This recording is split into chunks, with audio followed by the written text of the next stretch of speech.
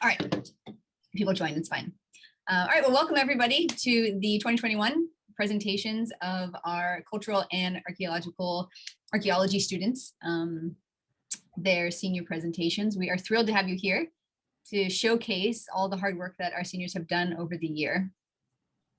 Just a little backstory about how we do senior theses in our department, which is a little bit different than other disciplines, is that the students have to not only come up with a research topic, a research question, but then one of the most difficult parts, at least in cultural anthropology, is figuring out what kind of data is going to speak to that question. So at every step of this project, our students are tasked with not just getting to know the literature, getting to know, what their interest might be, but also being creative about trying to put the pieces together in a particular narrative that tells a compelling story. And so Colin and I are both very impressed with what our students have put together this year. They have worked hard, and given the context of COVID and all the political and social justice issues happening right now, it was an extra difficult year for many of the students and for many of us. So we are very proud and very pleased that you're here to see their work. Yeah. Let's see. I think the format of today, if you've seen the schedule, is we have grouped the students together in sort of mini panels. So, of 2 or 3 students. And what we ask is that after each presentation, you sort of hold your questions until the Q&A point or Q&A part of for that panel together. So during that Q&A part, you can ask either of the presenters or any of them a question pertaining to their presentation or to their research. Anything else, Colin? We do have some time for breaks built in after our second and third panels, so there'll be some time for some bathroom breaks and things like that. But feel free, again, for people joining us to keep if you want to have your camera on, camera off, doesn't really matter for us. I would ask that the students who are during the Q&A section for your panel to make sure you've got your camera on for that, so people can see you. Okay, so our first panel is about COVID wellness and the self. And our first presenter, Abby Henkel, her thesis is titled Makeup and Other Masks, Beauty and the Self During COVID-19. Colin's going to share.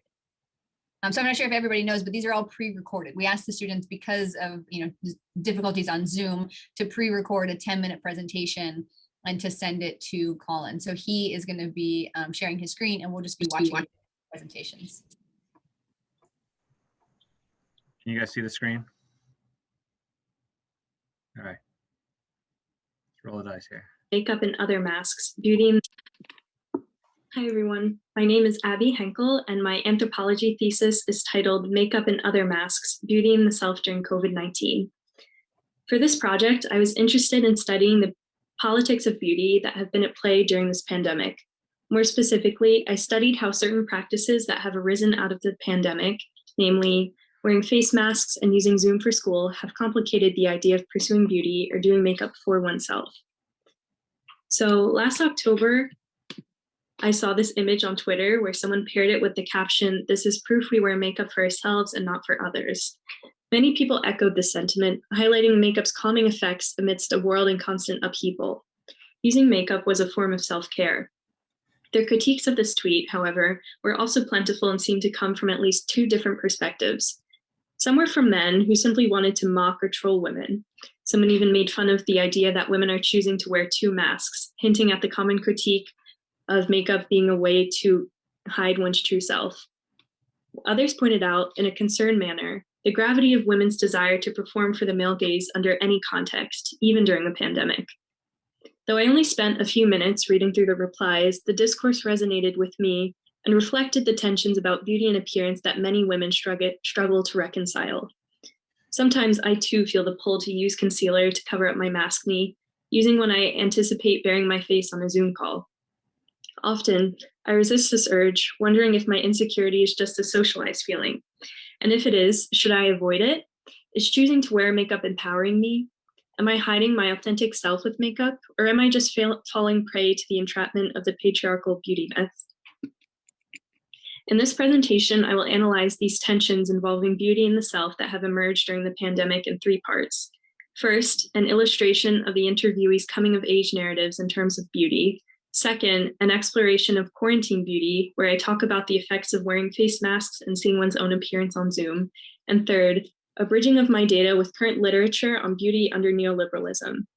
Through these 3 sections, I aim to demonstrate how COVID-19 has made doing beauty for oneself more difficult, and that women must uncomfortably confront their own appearance.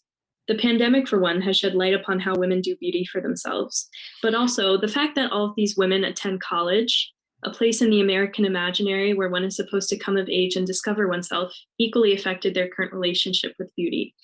Doing beauty for oneself was only empowering for the women I talked to when they did not have to see themselves or their makeup.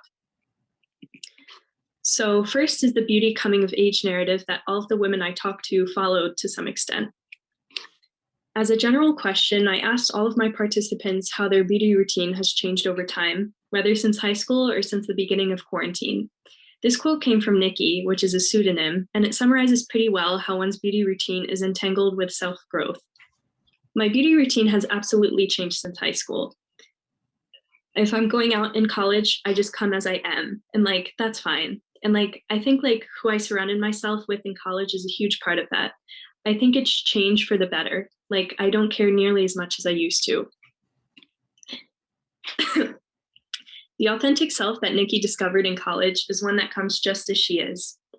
In this case, authenticity means not caring about other people's opinions. And this sentiment was reiterated by many of the other 8 women that I talked to.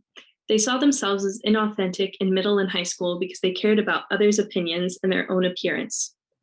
At that time, they used makeup as a mask, something that obscured their true selves. But in college, they used makeup less frequently, as they reported to feel little to no need to wear makeup, preferring instead a more natural look. If they do wear makeup now, it is to feel beautiful rather than to look beautiful. In college, they realized that feeling beautiful was empowering, whereas looking beautiful was not. Looking beautiful was seen as catering to others, and more specifically the male gaze, and was therefore inauthentic. Many of the women I talked to saw beauty as a flimsy, unstable investment when it involved others. This freedom from social constraints was a theme in many of my conversations, which demonstrated that their empowerment and self-discovery were rooted in fulfilling their inner desires, which had formerly been restrained in middle and high school. This aligns with Charles Lindholm's work on authenticity, in which he points out the US obsession with authenticity and the outward expression of the internal authentic self. For the women I talked to, they illustrated this American pursuit of the authentic through their beauty coming of age narrative, where the ultimate goal was to discover and express their natural selves independent of external forces. This notion of the natural self has been radically challenged in quarantine. During the interviews, I asked specific questions about how their beauty habits had changed since being in quarantine, including if they wore makeup under their masks. This is what Jennifer told me as we were wrapping up our conversation. When I take my mask off and see my foundation on it, I kind of feel ashamed. My anxiety is oh, people are going to see that I still care and put in effort when no one else is. For Jennifer and many other women that I talked to, the face mask, or more specifically, the makeup stains on the inside of the mask, render their pursuit of beauty visible. The makeup stains made them consider or confront the possibility that they are not simply doing beauty for themselves. Without masks, makeup was just something they could put on before leaving the house and not really consider for the rest of the day, besides maybe taking a selfie or glancing at themselves in the mirror. But now the stains on the mask serve as an unavoidable reminder of their appearance, the way they are attempting to modify it, and the fact that they care about their appearance. Doing beauty was empowering and revealed the authentic only when no one could see it. Face masks, however, revealed that when makeup can be seen, it is no longer empowering and actually quite embarrassing. And on Zoom too, the idea of seeing oneself was described as unsettling. While in pre-pandemic times, they could go to class not caring about their appearance, using Zoom with the camera on made them self-conscious and more critical of their own face. Seeing oneself is understood as an interruption to how the self normally proceeds, since the self is or ought to be wrapped up in its own feelings. This phenomenon is similar to what Professor Starr writes about in her forthcoming book on beauty, the body, and the self in Shanghai. The Western women there wanted to take yoga classes, but didn't like that all of the studios had mirrors. Many of them thought that seeing their bodies, or in other words, seeing the flaws of their bodies, was a distraction during what they saw as a time to focus on the internal. The yoga studio mirrors operate like the Zoom camera and masks do. Seeing oneself means seeing one's flaws, and a preoccupation with one's flaws is antithetical to an authentic self. This leads us to part 3 on self-optimization, neoliberalism, and why flaws are so disconcerting in the first place. When talking about the time and research she puts into buying beauty products, Aubrey told me, a lot of the time I feel like with makeup and clothes, I feel like I'm in this race that I'm always losing. Pursuing beauty and fashion essentially feels like a relentless, confusing competition to her. As seen with the masks and the Zoom camera, there is a salient discomfort associated with the awareness of one's own visible flaws, and as we can see with Aubrey, the constant internal comparison between oneself and others. Under neoliberalism or late capitalism, the body has become increasingly intertwined with the valuation of the self. In an essay titled Ideal, Rebecca Popenoe attributes this to the Western culture of individualism, in which women see the inability to measure up to beauty standards as an individual failure. The wellness movement has sprung up as a solution to this persistent feeling of inadequacy, as it urges people to focus within on the self. However, as explored in the book The Wellness Syndrome, this movement has become a syndrome exactly because it causes anxiety, self-blame, and guilt in those who do not feel well. I sensed a similar sort of syndrome among the women I talked to, who wished desperately to free themselves from the beauty standards they had felt trapped by in middle and high school. But they expressed difficulty in doing so, even prior to the pandemic, and then the face mask and Zoom camera only exacerbated the problem. They could not escape the insecurities which they thought were escapable, and they blamed themselves for that. Beauty as self-empowerment was an idea that my interviewees were considerably invested in. Beauty is labor, and claiming beauty for the self contributed to the invisibilization of their aesthetic labor. The failure to properly perform said labor is thus seen as a personal failure rather than a systemic one. These women became uncomfortable once their labor, which they framed as caring or putting effort into their appearance, was rendered visible. The foundation stains on their mask were evidence that their aesthetic labor was not naturally occurring, and this ran contrary to the authentic self that these women conveyed in the interviews and aimed to please when wearing makeup. Because the pursuit of beauty is often invisibilized, seeing oneself is unsettling because it disrupts the notion that beauty is and should be done for the authentic self. So these are my references, and I would also just like to say thank you to so many people for their help in writing and presenting this project. So thank you to Professor Starr, the rest of the Anthro faculty, and the 7 other students in my thesis class for your wisdom and your insights for my project. And I'd like to thank Duke Fam, my wonderful suite mates in Milbank 24, and of course my parents for their moral support during this process of writing my thesis. So thank you everyone for making this project possible. I appreciate you all very deeply.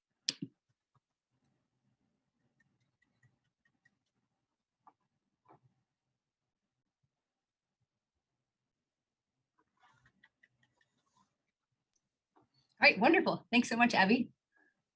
We will just go on now to Charlotte. Charlotte Miller, her thesis is titled Unmasking the Hookup, Intimacy on Campus in COVID-19.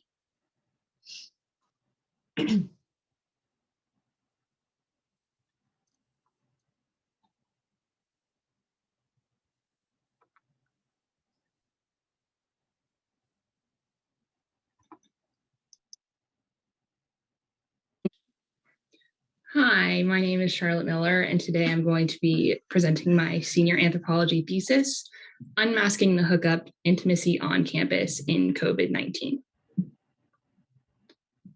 So before I get started, I just wanted to explain why I chose to study hooking up in a pandemic. Anthropology and academia generally have studied and considered hooking up and hookup culture on college campuses. That said, all of their work comes before the context of a global pandemic.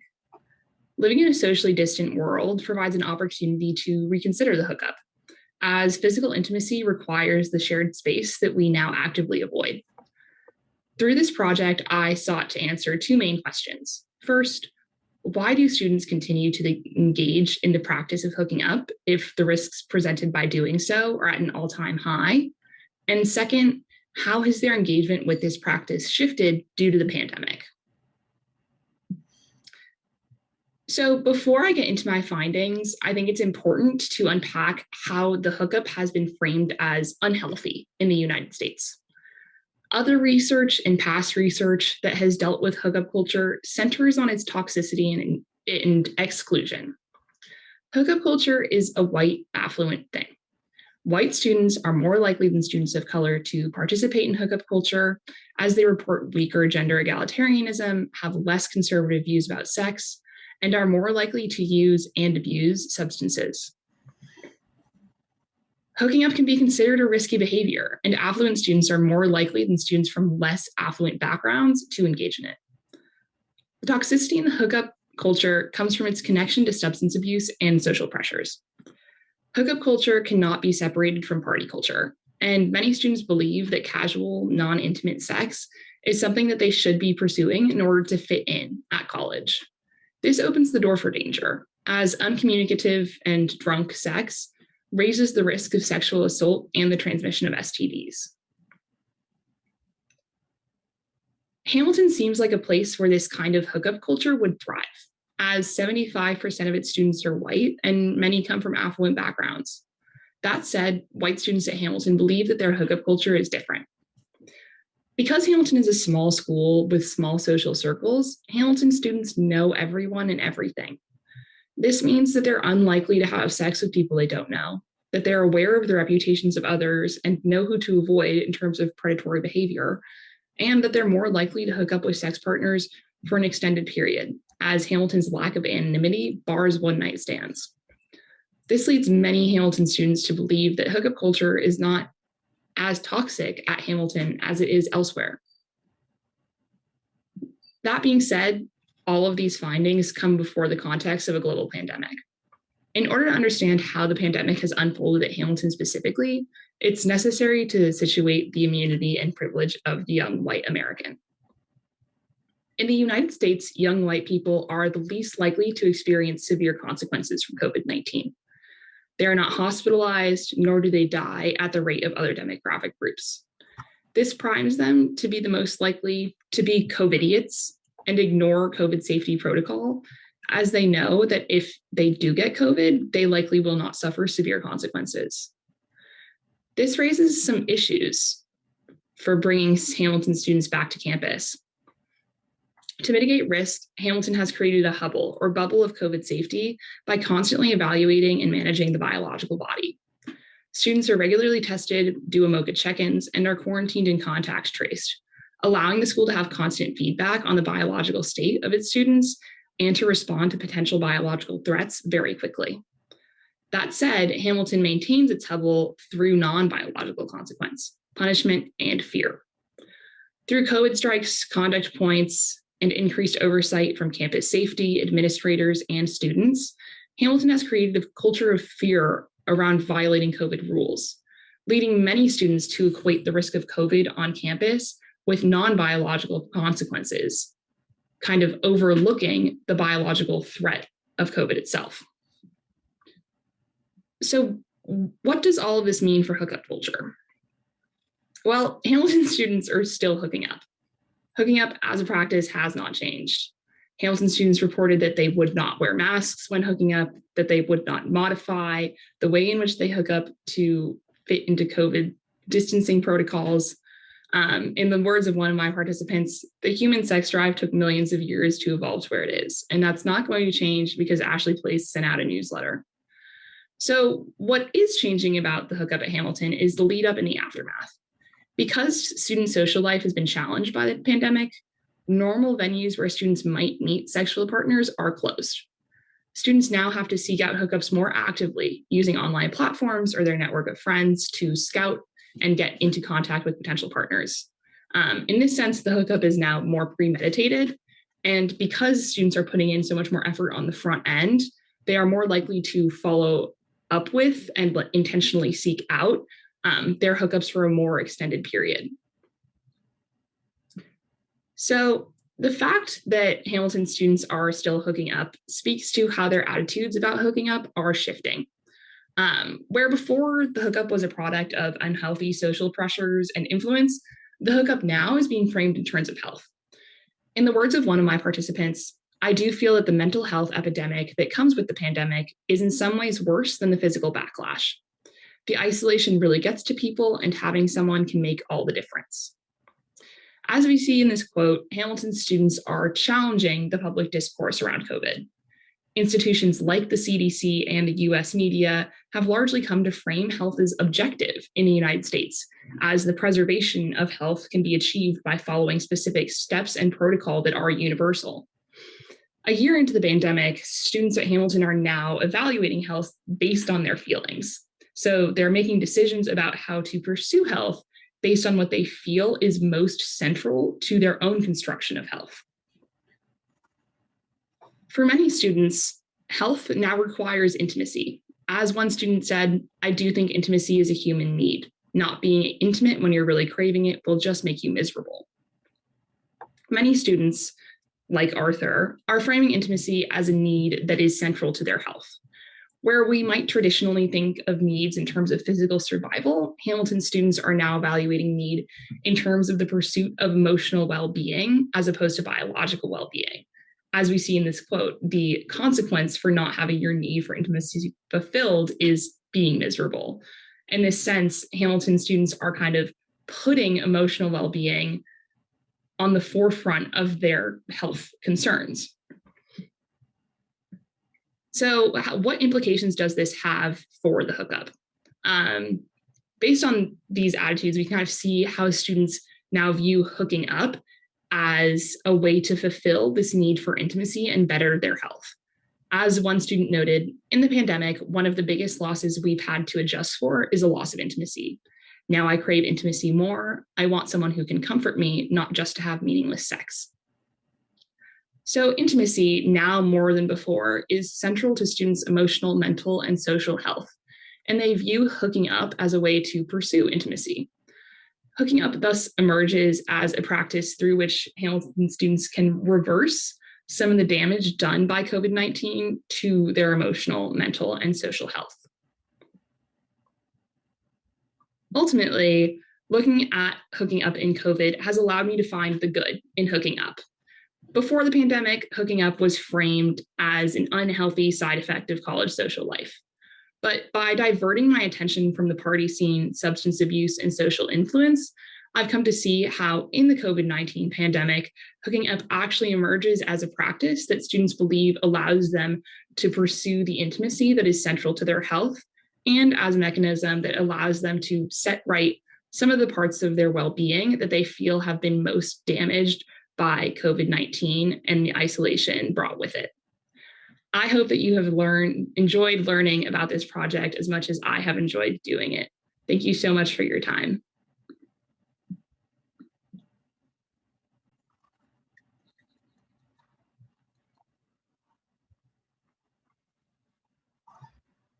Great job.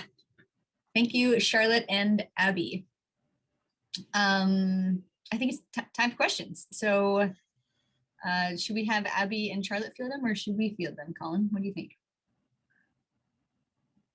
I guess we can have people raise their hand, and then Julie and I will make sure the people get called on. Sounds great.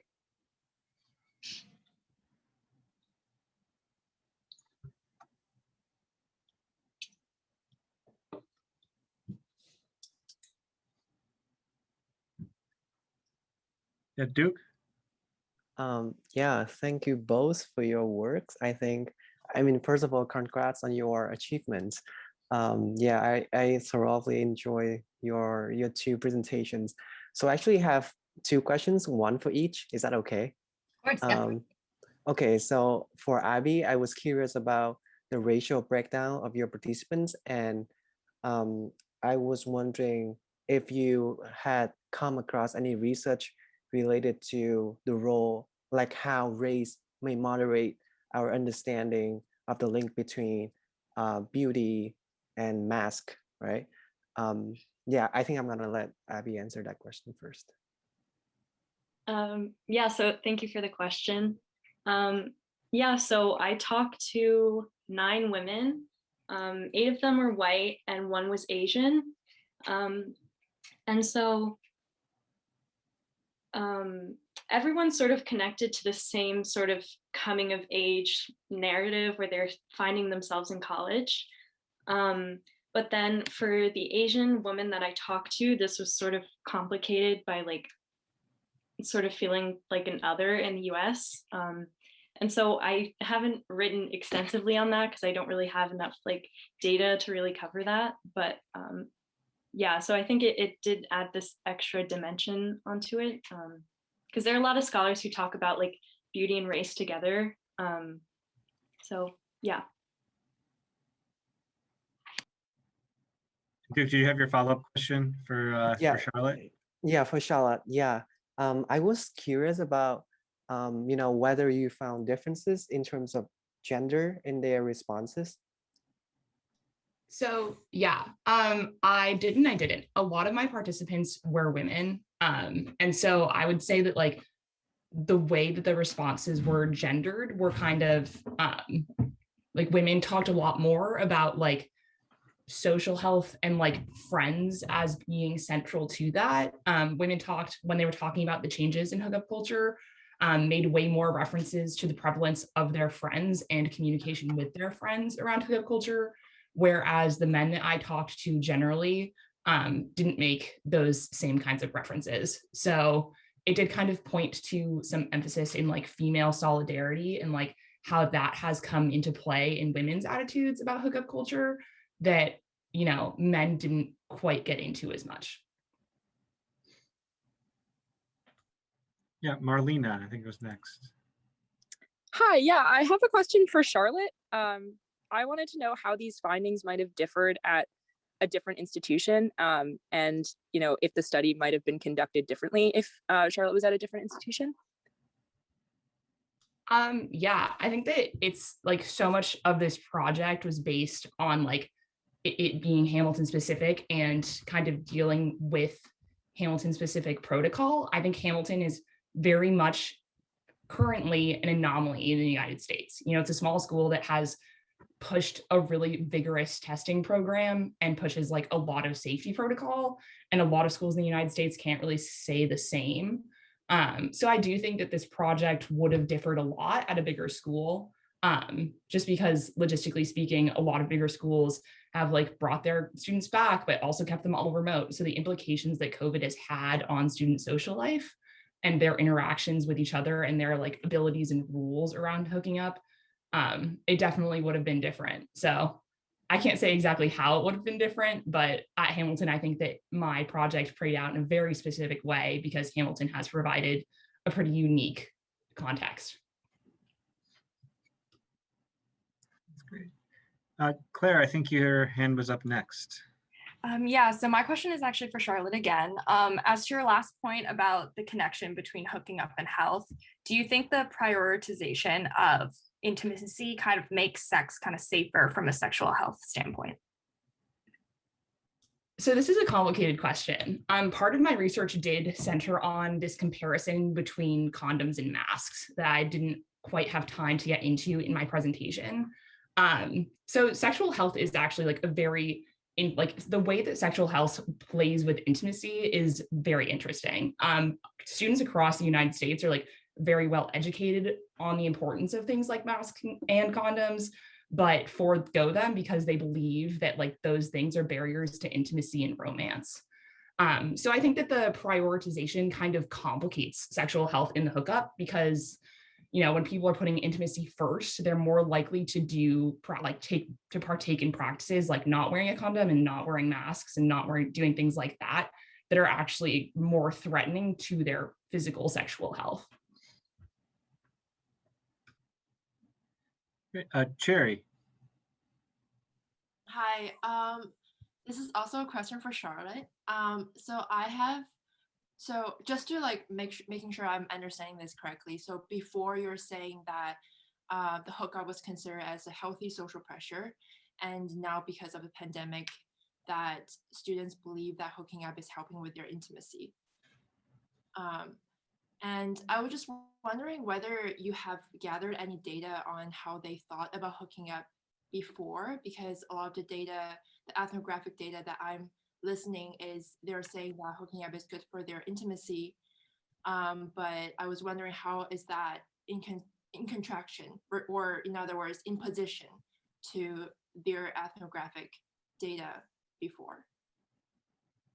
Yeah, so I can speak on this a little bit because obviously like I was interviewing my students in the context of a pandemic. So I could ask them like how they felt about hooking up before, but that was also coming from like their position in a socially distant world.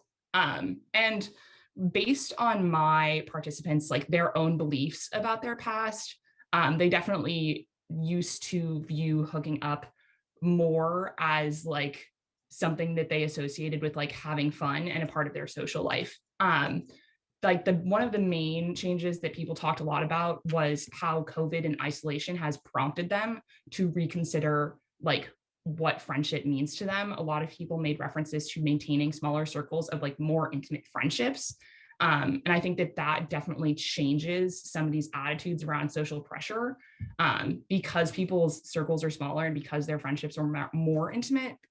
People do not necessarily like feel as much of a need to partake in behaviors like hooking up and party culture in order to like fit in with like this greater mass of people, because they're more concerned with like the smaller group of people that they care more about. So I would say that like that would be kind of like how their attitudes about social pressure and how social pressure has kind of come to change in like their attitudes about hooking up. Totally, thank you. Chevelle. Yes. So first of all, that was a great presentation, both of you. I know that you've been working on it for a year, and so it's great to finally see the light at the end of the tunnel, right? So I guess my question is more towards Abby, but I was just wondering, based off this research, which you currently did like during COVID, I was wondering, how COVID might affect, I guess, uh, thinking about the future of, I guess, beauty and the self. What might beauty, I guess, look like in the future, like after COVID, I guess, after we return to normal? Like, do you see the problems that you point out in your research, like getting better, like after COVID, or do you see them only getting worse, or perhaps there is no change? So, thank you. Thanks for the question. I guess it's complicated just because like I don't know how I can really predict it, but I mean, from what I've seen, I think women have been able to feel more free in quarantine, I guess. Maybe exploring how they can do beauty for themselves if there is a way to like truly do that. But so yeah, I mean, there's been some articles about how women but they're almost like scare articles where it's kind of like women are going to be going outside with like mustaches now because they've gotten used to not like bleaching it or shaving it. And so I think I'm not sure. I don't know if this notion of like doing beauty for the self will continue even when we stop wearing masks and stop using Zoom, but it seems possible. Vale. Hi, yes, sorry. I also congrats to you both on great presentations, but I have a question for Abby. So your presentation was really interesting and it made me think about how I wore less makeup, but during quarantine, but I focused more on like my skincare. And I was wondering if that came up in your interviews for your research, or if you have any thoughts as to how that might fit into your analysis. Yeah, so thank you for the question. It was interesting because like first, I think the quote I included from Jennifer when she takes off her mask, she's embarrassed to see the foundation that that's on the inside of it.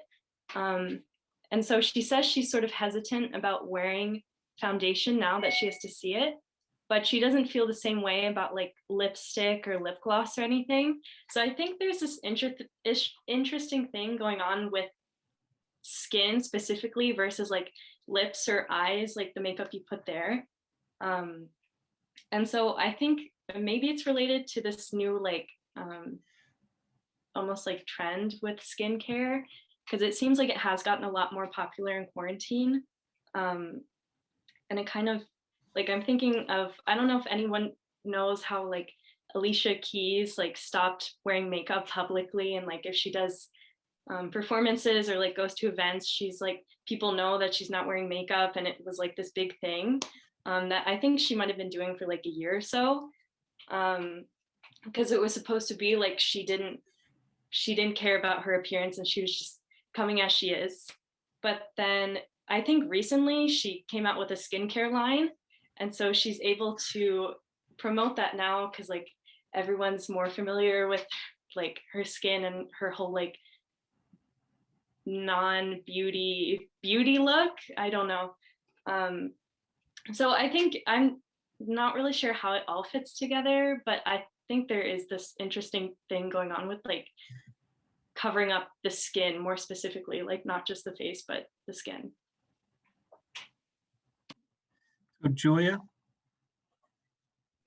This one's also for Abby. So obviously I've seen your project kind of evolve this year, but I was wondering kind of what piece of literature helped you break through into like using COVID and the natural self to like work with your data, just because I do know that your project kind of took a shift throughout the year. Yeah, so yeah, I think it was like the interviews that really, because I did have a different focus, but it was like during the interviews, like people just kept mentioning how things changed because of COVID. So that's like why the project shifted. But there's this book I read over winter break. It's called Aesthetic Labor, like Rethinking Beauty Politics and Neoliberalism. And so that they have a section on that about like empowerment and subjectivity. Which really helped sort of understand how this, like, there's an empowerment in doing things for yourself that I found really helpful for like thinking about the ideas in this project. So thank you. All right, I think last question will go to you, Chase. Oh, this is a question for both projects. Abby, you've touched on a little bit of this in the last few answers. I know it's not in your specific purview, and it really is outside the purview of your projects in and of themselves, but I really liked the way that you both teased out relationships. In Charlotte's case about, with others, and Abby with the self. Did you notice during the project that I don't know what to call them, circulating media? In your case, Charlotte, maybe the way that the administration, the rules of conduct, what we might call official discourses at the college. Did you find them adjusting during the pandemic to address any of the concerns that you were asking about? Mental health, intimacy, these kinds of things. And in Abby, your case, did you find media forms, maybe homegrown media forms, YouTube videos, tweets, who knows what, circulating about the relationship of masks and makeup and self?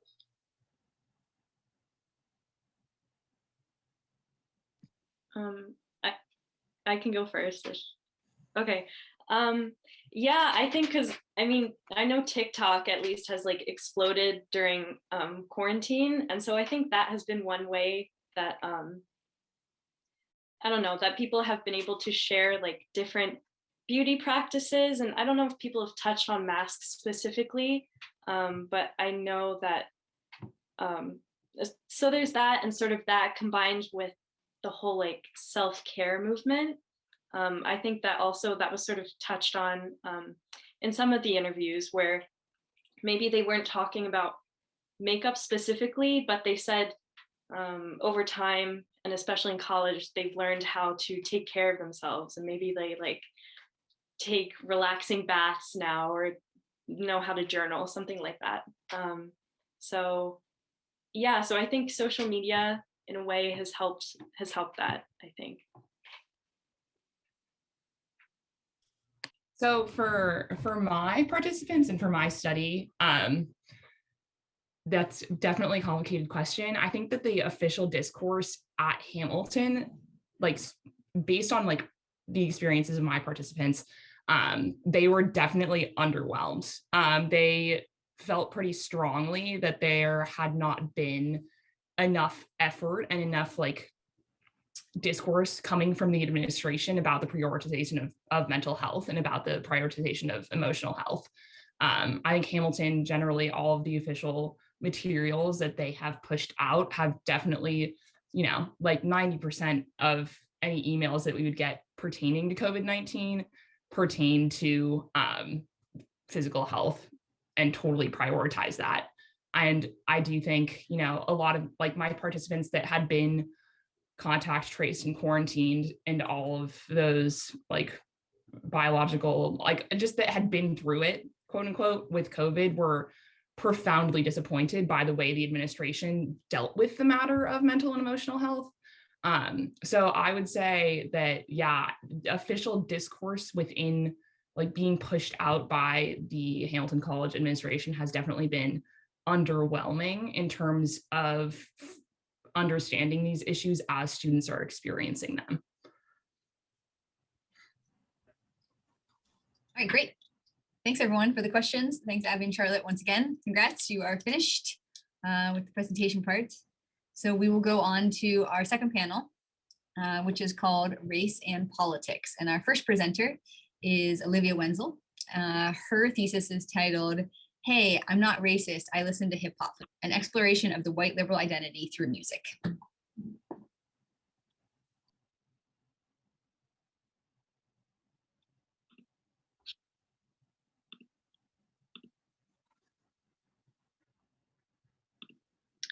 Right, so my presentation is called Hey, I'm Not Racist, I Listen to Hip Hop, an exploration of the white liberal identity through music.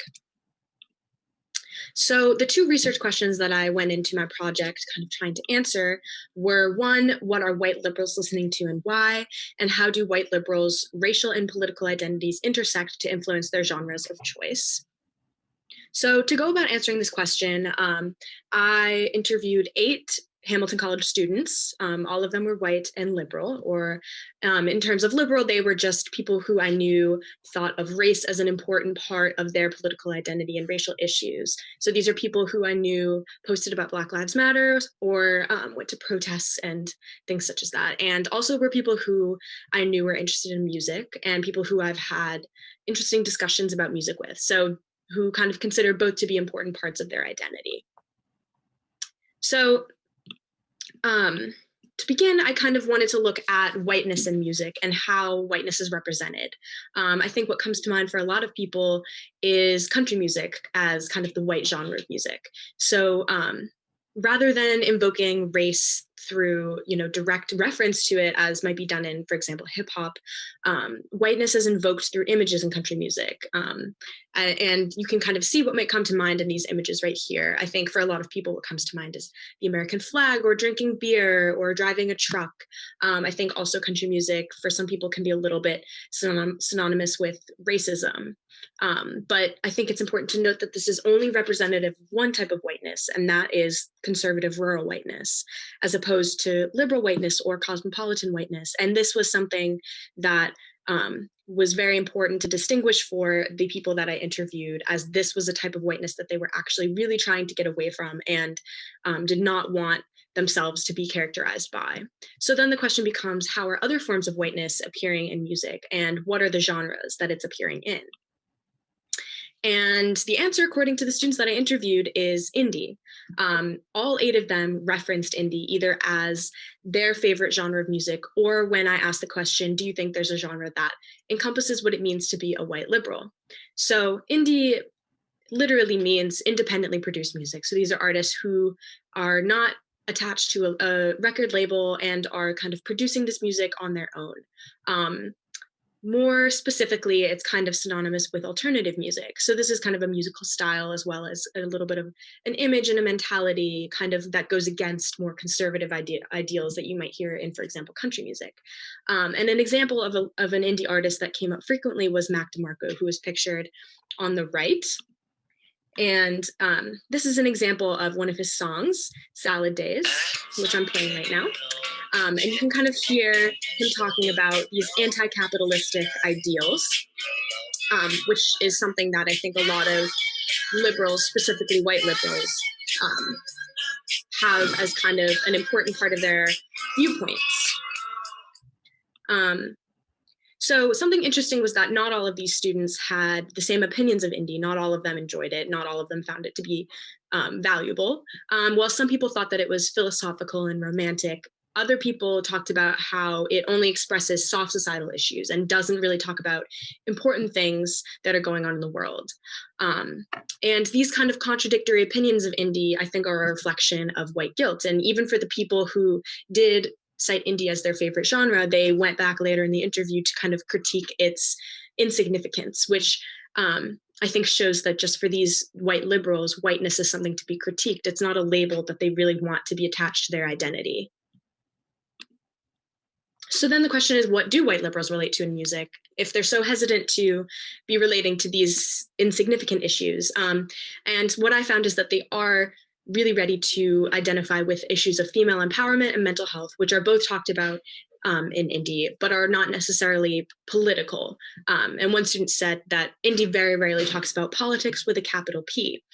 And so in this way, indie becomes the genre of the apolitical white liberal experience. But I also think it's important to note that the lack of politics in this music that is associated with white liberals does not necessarily mean that they're apathetic or that they don't care about politics. In fact, a lot of them look to other genres to find their political views expressed. And none of these students really expressed that they expected or wanted political opinions to be expressed through indie. It was something that they didn't think was meant to be in that genre. So then the question is, why can't political opinions be expressed through indie? So to answer this question, it's important to kind of look at what defines the white liberal identity. It doesn't really evoke strong images the way that the white conservative identity does. And the reason for this is that labels are something that tend to be very uncomfortable for the white liberals, since they're not necessarily proud of their whiteness, as they experience a lot of white guilt, which just comes with the knowledge that your whiteness brings about a certain amount of privilege that comes at the expense of people of color. And that's something that is very uncomfortable for white liberals and that they don't really want to identify with.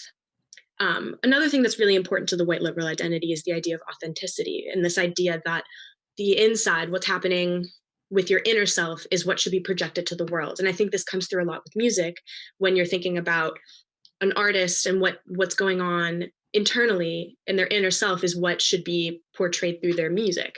And so in this way, no white liberal genre of music should talk about issues connected to race, as these aren't the things that are the lived experiences of white liberal musicians. They're not experiencing oppression due to their race. And so this is why white liberal music is apolitical, just because race is at the forefront of politics today, with police brutality and issues such as that, which are really racially based in our country right now.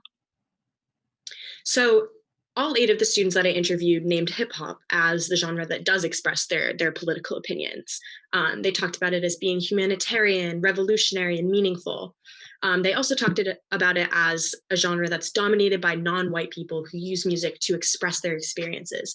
And this is something that's really important when thinking about this idea of authenticity.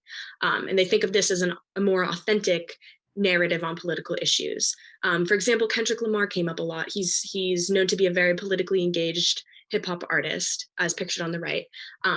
And one student talked about how they just doubt that Kendrick Lamar sits down and says, I'm going to write a political song. Rather, it's more what he is experiencing on a day-to-day basis and what impacts him. And so in this way, hip hop is more of an expression of beliefs as well as deeply personal accounts. And this comes through in this example, this song, Be Free by J. Cole, which came out 6 days after the shooting of Michael Brown. And while I think that a lot of white liberals were impacted by what happened, this shows kind of a more personal account. And so while J. Cole is making a political statement, unfortunately to some extent, on police brutality and gun control, it's also showing kind of his raw emotion as a Black man. And so I think that this is really strong for white liberals to kind of see how these artists personally are experiencing these political issues. So the question is also, how does the white liberal listener engage with hip hop? And some of the people that I interviewed had very differing opinions on this. Some people thought that hip hop wasn't meant for them, wasn't meant for white liberals, and that a white audience probably doesn't internalize these issues the same way that a Black listener might, or someone of color. But some of the other people that I interviewed talked about how white liberals can learn from hip hop artists and use it as a source of education and as a way to bridge cultural divides. Just using these experiences as a way to build their own understanding of political issues and just the social issues that are so often touched upon in hip hop. So why hip hop? Why doesn't another genre of music accomplish the same things as hip hop does? I think one component is the musical elements. This was something that was touched on frequently by some of the students that I interviewed. For example, hip hop is a very free-flowing structure as opposed to pop, which kind of has a bit of a formula and things need to line up in a certain way. So hip hop has more of a speech style that allows the artist to use it as a way to tell their stories in a very personal way and in very detailed way. But I think more importantly is just who is performing hip hop, and that is artists of color. And so a lot of these students express the idea that white artists have no authority to speak on racial issues. And so it's important for these hip hop artists, these artists of color, to be speaking on racial issues as a lived experience. And one interesting quote that one of my interviewees said was, it should be marginalized communities writing those songs, and then white artists elevating, promoting, sharing, and highlighting those voices, which I think kind of sums up the overall findings of my research, which is just that white artists think of indie as kind of their lived experience, but they look to hip hop to learn about political issues and to understand the experiences of artists of color, and to then kind of learn a little bit more about kind of the things that they don't see every day and the lived experiences of communities of color. And then that kind of builds on their political issues and their political opinions and helps them to understand better and strengthens their political views. And that is everything. Thank you so much.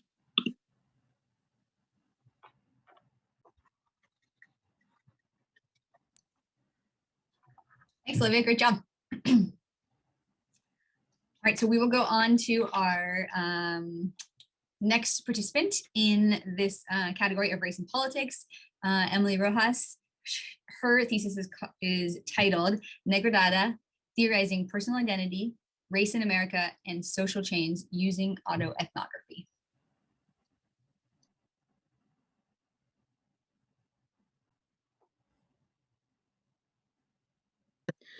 Hello, everyone. My name is Emily Rojas, and I'll be presenting my thesis, Negra Dada, Theorizing Personal Identity, Race, and Social Change Using the Autoethnographic Method.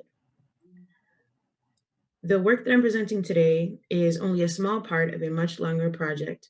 I'll start with the scope of this one. So on the one hand, this project touches on broad topics such as racism, anti-Blackness, as well as pursuing social change. At the same time, I'll be addressing the broadness of those topics through a narrow lens of my personal story, which include themes of immigration, coming to terms with Blackness, and then studying the process of advocating for racial justice. I weave in and out of these scopes using the autoethnographic method to inform my anthropological analysis, as well as to contribute to future transformative practices. The outline of this presentation is as follows.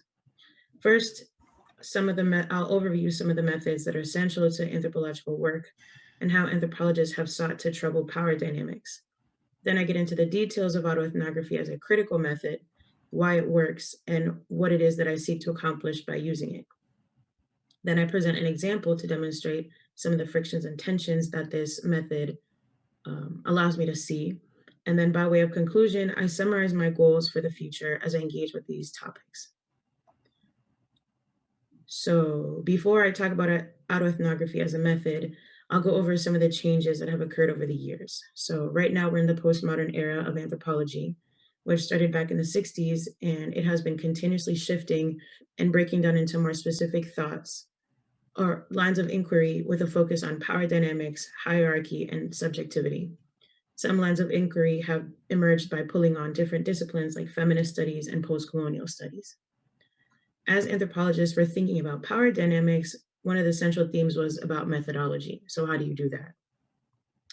So moving away from claims of objectivity and grand universal claims about culture, there's a focus on power relations and subjectivity, which is like the experience of the self. This suggests that one can't study the other without that saying something about the self. So it troubles this older idea and older methodology and proposes that ethnography is actually a two-way process. One of the main shifts in this paradigm and what informs the autoethnographic method is native anthropology, which studies the group that one belongs in from the point of an insider, as opposed to an outsider. So the autoethnographic method pushes that, and I'll explain how and why. So autoethnography is the study of the self from the perspective of the self, not just like one's personal group, but from within oneself, as that relates to outside culture and how one can create transformative theory from that.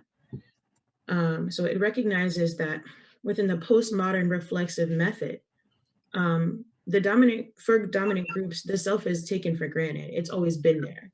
So marginalized people, in comparison, have been deconstructing and reconstructing their sense of selves as the self relates to power dynamics and institutions.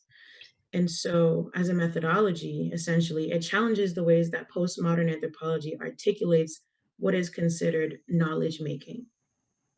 And so, for example, non-native ethnographers rely on outside validation. Working from the self doesn't require that kind of validation. And so this emphasizes and recognizes that our identities give us access to different spaces, people, and experiences whilst we're doing fieldwork. Therefore, fieldwork is not neutral. White ethnographers have a way of becoming neutral and non-racially marked and normal because of power relations and white supremacist institutions and all of that stuff. Whereas a Black ethnographer or any other marginalized person doing ethnography, that process would be very different because of our literal identities, like what we have access to and what kinds of information we're receiving from the people and places we have access to. And so this matters because if we want to study people, then we have to deal with the complexities and the contradictions and the multiple moving parts of our lived experience.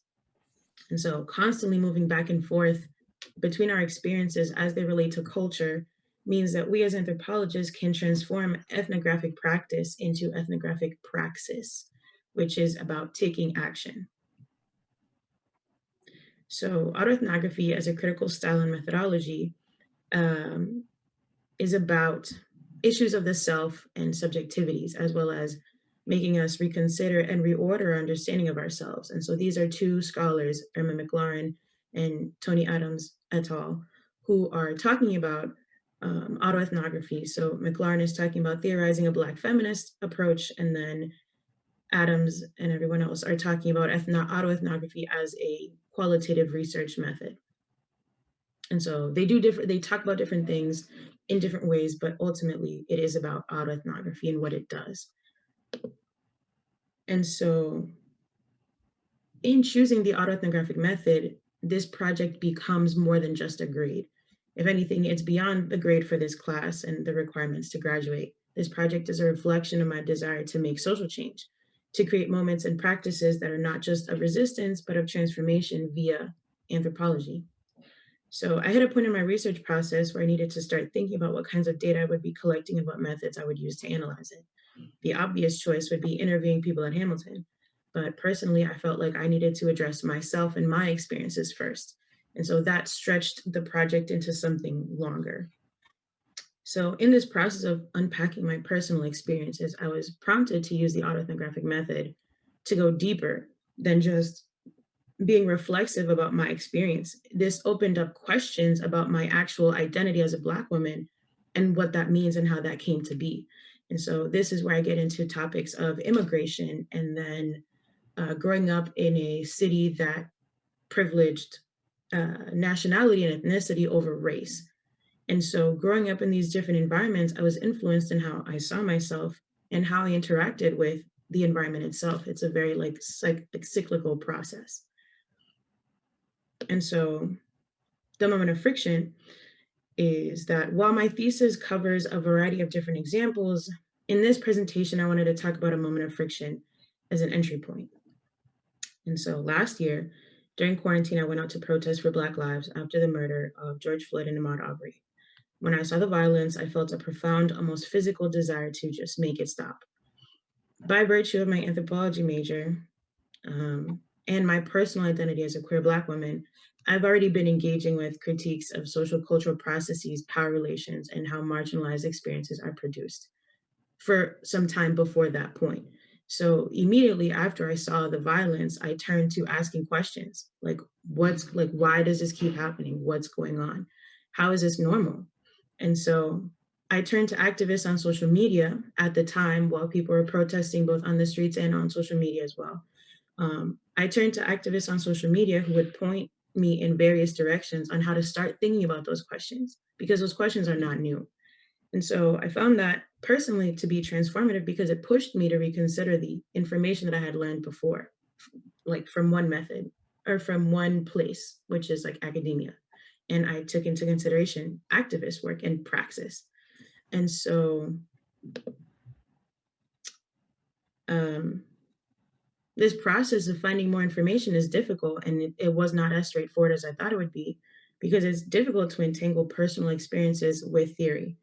So an example of this is this middle tweet right here that says, I was today years old when I found out that pictures from the civil rights movement was originally taken in color and purposefully shown to us in black and white to make us think that it was a long time ago. And so I remember reading a summer reading assignment in the 8th grade about the Montgomery Freedom Rise in the Civil Rights era. And I also remember that at the same time, I was reading The Hunger Games for the same assignment.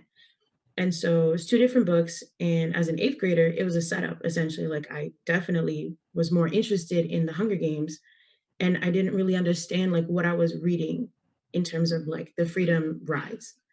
And so reflecting on these pictures and these calls to make the civil rights pictures in color, part of what was going on when I was a kid was that the pictures in black and white are supposed to make you think that there's a distance, that they're not related to you and your history and your identity at the time. So these images are not neutral in their effect. Finding the second tweet was a light bulb moment for me. So it calls into question my personal experience, the processes of normalization, and how that is a point of friction.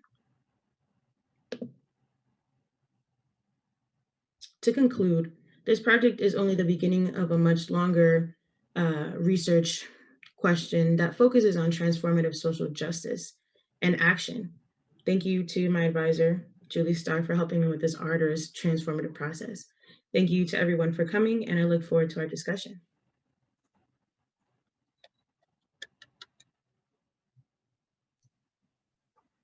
Great job, Emily. Thanks so much. Okay, so I think we have a little bit of time for questions for Olivia and Emily, and I will let Colin field the questions again. Yeah, so please feel free to raise your hand if you have a question.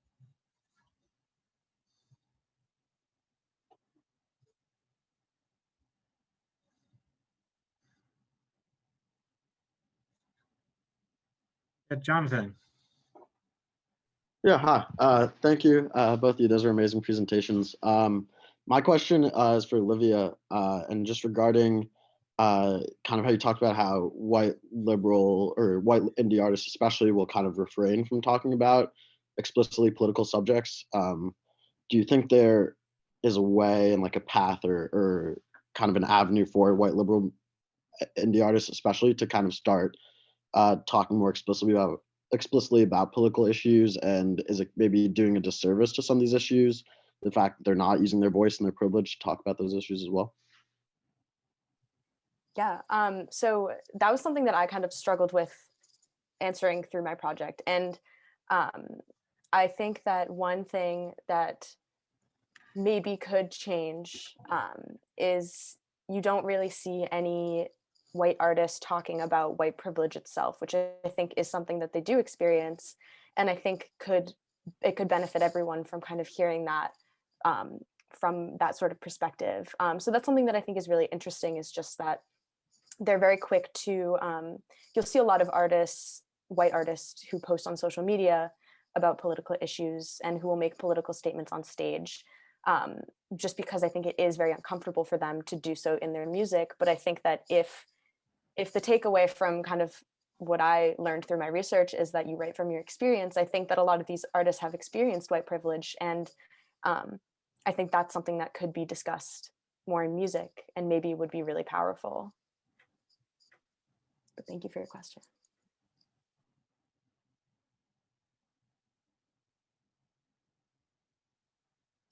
Yeah, go Emily, and then Chase.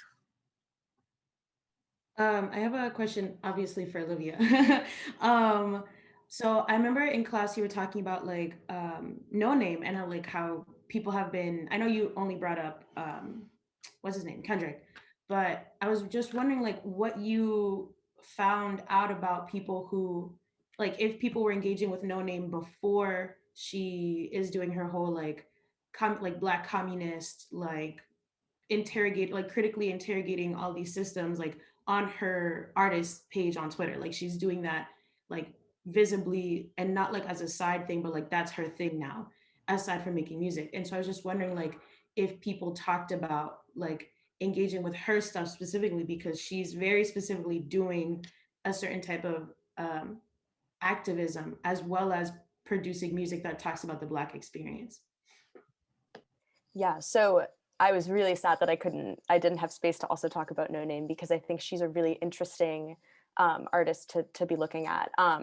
One thing that I do, this kind of doesn't fully answer your question yet, but I think it was really interesting that the only people who brought up No Name were the women that I interviewed, and they talked a lot about kind of the intersection between politics and female empowerment. And I think that's why a lot of them kind of looked to her as being a strong woman who speaks her mind and uses her platform to talk about issues that are really important to her.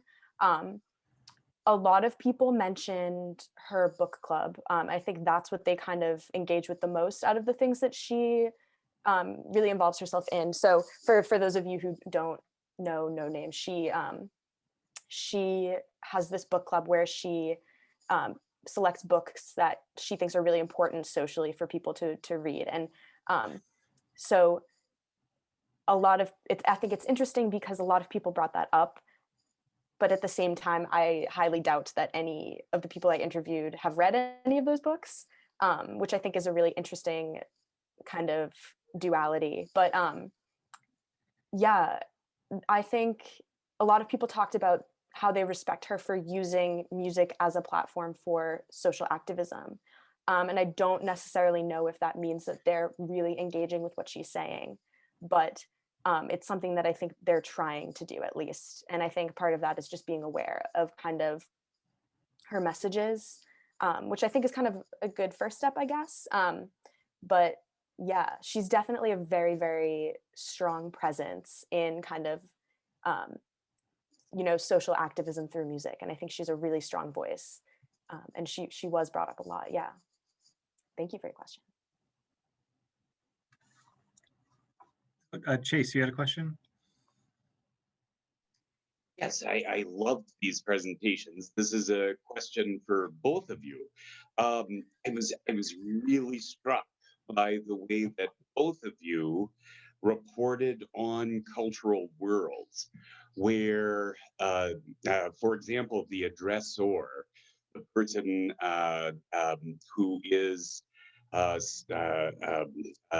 articulating a message, and the addressee, the person who is hearing a message, are not just different, they are the opposite of each other. One is white and one is black in both cases.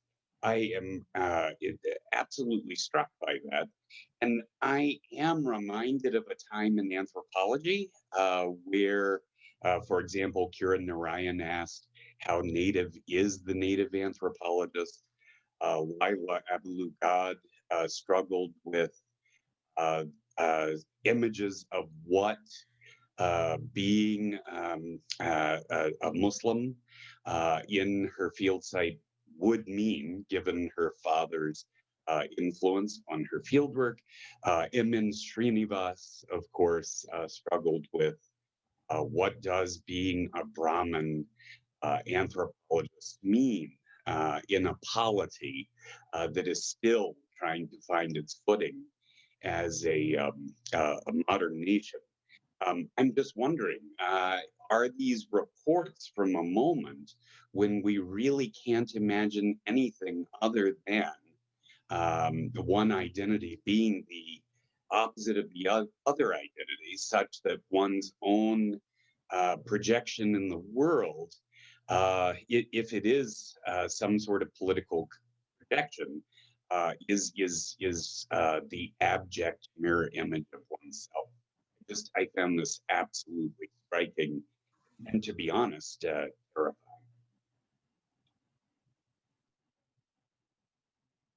I can go. I think it is something that I definitely noticed. Professor, remember you coming into our class and talking about if people in interviews start to kind of imitate another identity, that's something that's really striking. And that actually happened a lot in my interviews, specifically when the interviewers were talking about country music. And they would say things like, oh, I'm not driving my tractor with a beer or whatever, which I think kind of something that is really interesting and maybe pushes back against that idea is that this is really this opposition within whiteness that is just very, very strong, at least from the perspective of more kind of non-conservative whites against conservative whites. And so I think that's almost this split within a split that I'm not really sure how to place, but I think that's something that came through a lot in my research. I think I guess your question had a lot in it. And I think because my project is different in the sense that it's fundamentally different because I'm using the autoethnographic method as a way to critique the postmodern anthropology that I guess my other classmates are engaging in a sense because of the methods that they're using and because that's how we were taught to do anthropology. And so I think that that question of identity and who is getting reflected back and in what ways is it getting reflected back is a little complicated because I guess I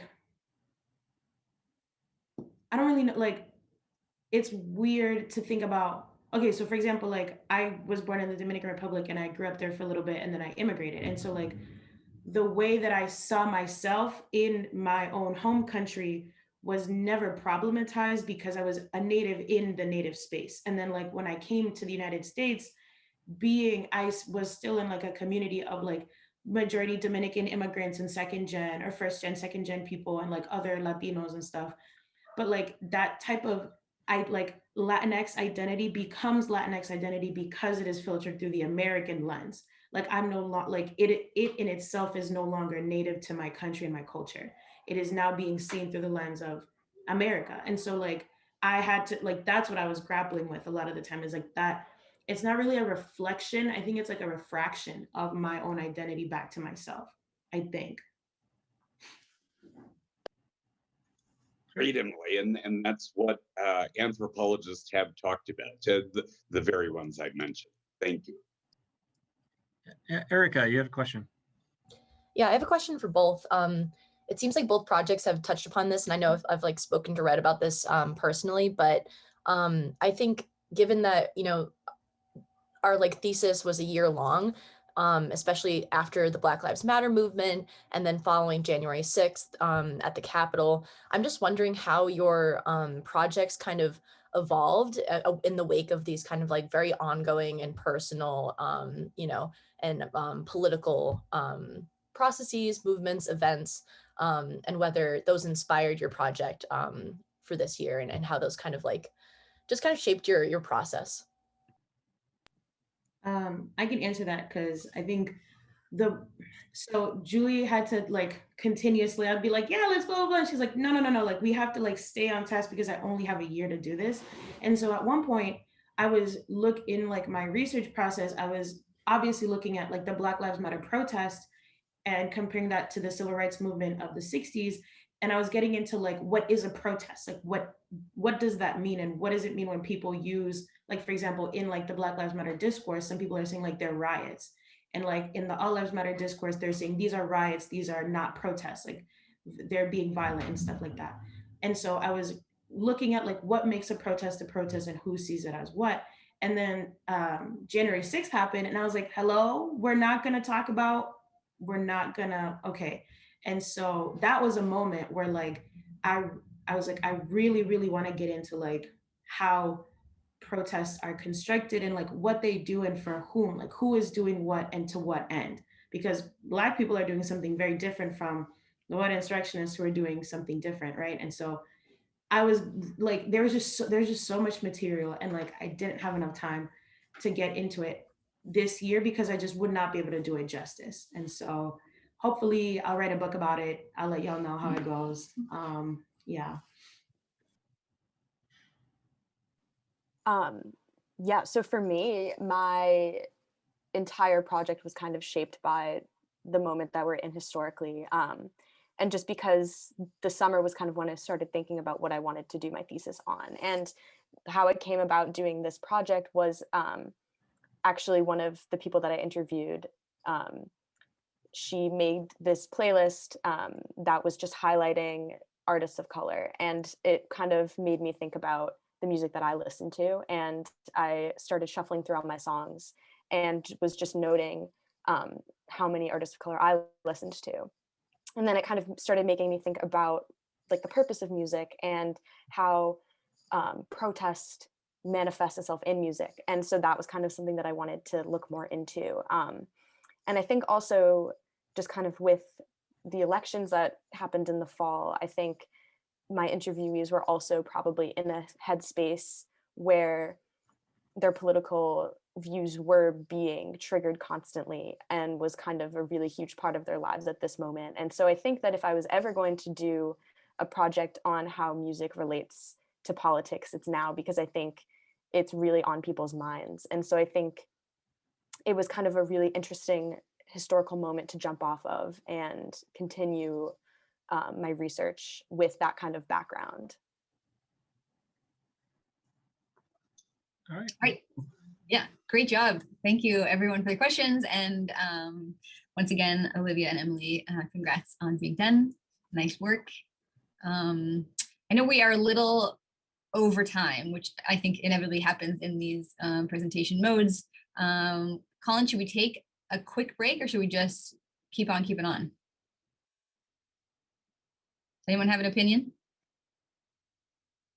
If everyone's okay, I think we'll just keep on keeping on. And then if you have to head out, just turn your camera off or take a break, just so that we can kind of stay as close to on time for those who are joining, you know, just for a particular panel.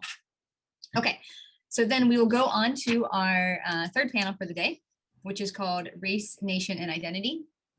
And our first presenter is Sophia Koren. Her thesis is titled The Conflation of Race and Ethnicity, Chinese Adoptees and Their Cultural Upbringing.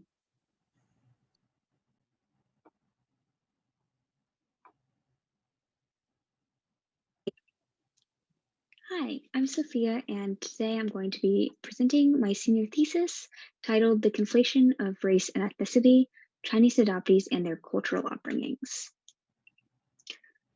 First, I'm going to talk a bit more about my project and then go into some background information as well as my methodology. Next, I'm going to talk about my data and finally, brief conclusion. So I was adopted from China, and as a Chinese adoptee, I have felt the tension between things we call race and things we call culture my entire life. Like most Chinese adoptees, I was raised by white middle-class parents, and I found that I'm expected to be culturally Chinese because I'm racialized as Asian. But many adoptees don't feel especially connected to Chinese culture because culture is more than buying trinkets, dressing up, and eating Chinese food. Furthermore, many cultural activities for Chinese adoptees are about Chinese culture, not Chinese American culture, which leaves Chinese adoptees feeling in between white American and Chinese American culture because they don't have the same experiences as Chinese Americans who are raised in Chinese American families. Most of the adoption literature that I read focused on these tensions and how adoptees and their adoptive parents navigated it, but in doing so, they often assumed that this tension was natural and they treated race as an essentialized category, meaning Chinese adoptees are Asian just because they are, rather than treating identity as a socially constructed process. So in the US, there's this folk belief that race is biological and race is very tied to the body, whereas ethnicity is generally thought of as more cultural or learned.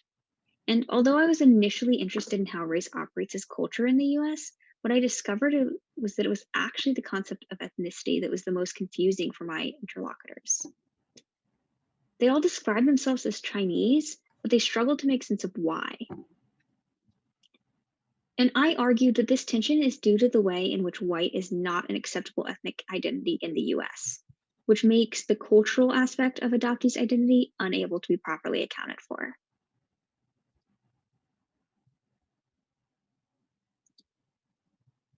Next, I'm going to talk about a bit of background information, and this is important because the particular social and historical context affects how Chinese adoptees view themselves in relation to China and how they think about their own racial, ethnic, and cultural identities.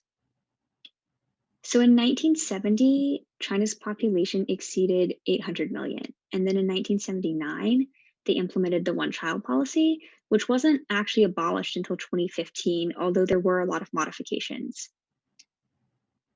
In the 1990s and 2000s, there were a lot of Chinese adoptions worldwide.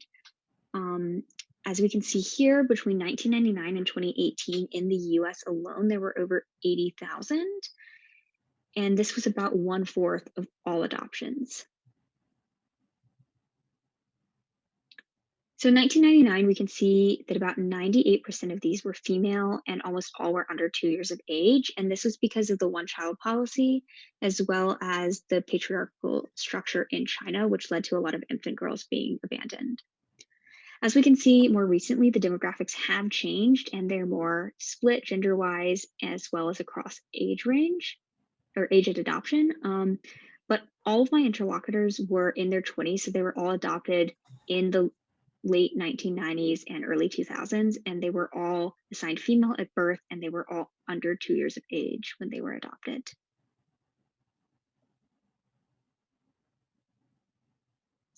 I conducted 13 open-ended interviews with Chinese adoptees who were raised in the US by white parents.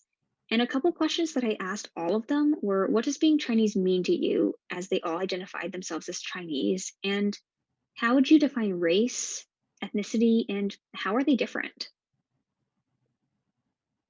So what is ethnicity? According to the dictionary, ethnic is of or relating to large groups of people classed according to common racial, national, tribal, religious, linguistic, or cultural origin or background.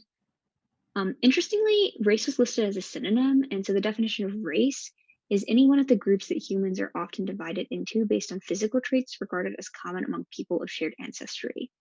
And although race was listed as a synonym, most people seem to agree that race and ethnicity aren't quite the same. Most of my interviewees defined ethnicity as related to culture, but when applied to their own identities, they talked about it more as race. So in the US, there's this folk belief of race as biology, which treats race as something innate, heritable, and physical. And some of the anthropological literature that I read did reject this essentialist understanding of race and unpack some of the underlying assumptions about race and adoption, such as not assuming that same race adoptions are naturally better and talking about identity tensions as related to feelings of belonging. So here MH says, I mean, I guess where you grew up, but like what you celebrate too. I have a friend who's international. He's ethnically Korean, but he says he's Chinese because he grew up in China. So I'm like, so you're Chinese Korean? He's like, no, I'm Chinese. I was like, okay, we're not doing this. So here we can see at first, she's describing ethnicity as related to culture, saying that it's where you grew up and what you celebrate. But then when she talks about her friend, she treats ethnicity as race. When ethnicity is assumed to be inherited biologically, it's impossible for her friend to be ethnically Chinese. And this occurred when adoptees talked about their own identities as well. So LH says, I know for a fact that I'm not white, but I was raised by white parents and my whole family is. That's where most of my mannerisms come from. But at the same time, I also know that I'm Asian. But I don't actually have anything based off of that except for how I was born. So here we can see that she says, I know for a fact that I'm not white. So she realizes she can't identify as white, while at the same time acknowledging that's where most of her mannerisms come from. But at the same time, she has to identify as Asian, and she doesn't quite know how to make sense of this other than she was born in China. Similarly, SM said, I grew up in a very white household. Like, I don't have culture. So like, I should call myself white. But to me, it's always been very point blank. I was born in China, so I'm Asian. I'm Chinese. And then I asked this follow-up question just to clarify. So for you, being Chinese means that you were born in China? And she replied, yeah, I mean, I want to say that's like, well, yeah, I guess so. I guess that would still count as like, I was born there. I lived there for, at least a good portion of like the developmental life. I mean, yeah. So here, it's clear that she has a biological understanding of race, talking about her genes, saying that she was born in China. But then she hedges a lot, saying, I mean, and I guess, and eventually she accepts that the only answer she can give is that she's Chinese because she was born in China. Interestingly, she also seems to try to strengthen her argument to Chineseness by explaining that she lived in China for a good portion of her developmental life, meaning the 9 months before she was born and then the few months that she was in the orphanage.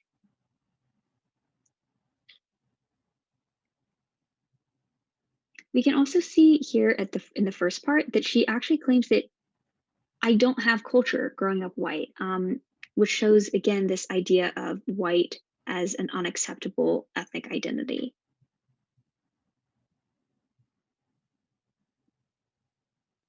So Chinese adoptees, as I've shown in my data, Chinese adoptees are really struggling to make sense of ethnicity because they don't have a way to account for their white upbringings.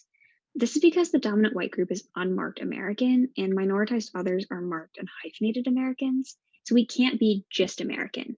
I have actually tried to tell people that I'm American when they ask me what I am or what's my nationality or whatever other variation. And I've been told, but you can't be just American, or had people gesture at their face and say, but, because my face is apparently not American.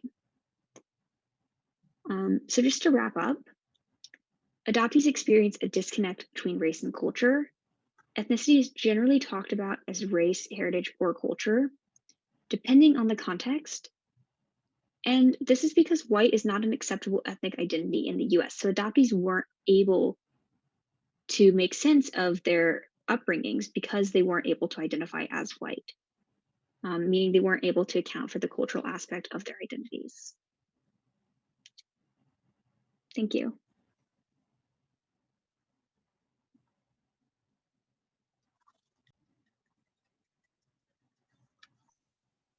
Great job. Thanks, Sophia.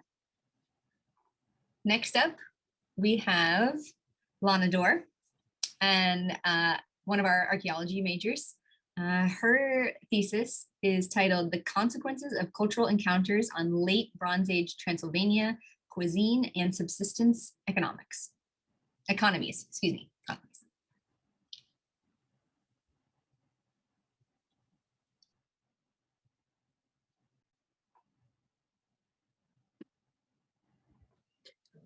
Hi, I'm Lana Dorr, and this is my project, The Consequences of Cultural Encounters on Late Bronze Age Transylvania Cuisine and Subsistence Economies. In this project, I focus on the analysis of faunal and paleobotanical, which are animal and plant remains, and I assess patterns and changes in subsistence method across various sites, time periods, and culture groups. Some highlights of my project are basically that cuisine and subsistence are a really significant part of a group's culture and way of life. Food is a central part of cultural contact. And one of my main conclusions is that during the Transylvania Bronze Age, two cultural groups had distinct cuisines, which then changed after interaction. A little introduction about Transylvania. Transylvania is a region of Romania, which is naturally resource rich with minerals and metals. The Bronze Age here was a time of expanded social stratification, rising inequality, and changing subsistence patterns and increased migration. At this time, distinct geographically bound culture groups arose, separating selves through their systems of production, material culture, and mortuary practices. In this map, we can see some of the sites settled in this area along the Murash River, and these arrows indicate the migrants coming in from the Eurasian steppe. A little bit of introduction on the culture groups I focus on. The Wittenberg arose during the early to middle Bronze Age and occupied sites in southwest Transylvania for nearly 700 years. This group had a well-established culture and way of life in the region. The Noah group were migrants of agro-pastoral nomads from the Eurasian steppe. They arrived during the transition of the late to middle Bronze Age. They came and established sites in close proximity to the existing Wittenberg culture sites. These two groups interacted in this landscape for nearly 150 years, but they continued to maintain distinct cultural identities. Cuisine in the Bronze Age. Subsistence methods in Transylvania were based on a combination of agriculture, animal husbandry, and hunting and gathering. We can see here some of the animals that they would have relied on. At the bottom, this chart indicates some of them, and any that have an asterisk near their name were domesticated species. The Eurasian steppe is a little bit different from the rest of Transylvania. They were a complex landscape of pastoral nomads and agro-pastoralists, and they had varying levels of mobility, seasonal patterns of movement, and they combined pastoral and agricultural production. Millet is a cereal grain, which was first domesticated in China, and its arrival in Europe is still being debated. A little bit about theoretical background. Cuisine is a significant part of a group's culture and way of life. Not only is food crucial for survival, its production and consumption and distribution constitute a really large part of daily life, social roles, and interaction. Social and political changes often coincide with and are affected by changes in subsistence patterns, particularly increased agricultural production and animal husbandry. Interaction between culture groups in the same landscape is almost unavoidable and occurs through a variety of forms, including trade, diffusion, and migrations. Now to get into my materials and methods, I used faunal and paleobotanical remains which were collected during the Bronze Age Transylvania survey from 2012 to 2014. Here we can see a map of my sites that I looked at and a little bit of a broad overview of the species that I found here. You can see the millet at these two sites, 6 and 7, and throughout the rest, a lot of large mammals and these river oysters near the Murash. So my faunal and botanical remains are seen here in these pictures. This top is a millet sample under a microscope, and these bottom ones are some of the bones I got to look at in the lab.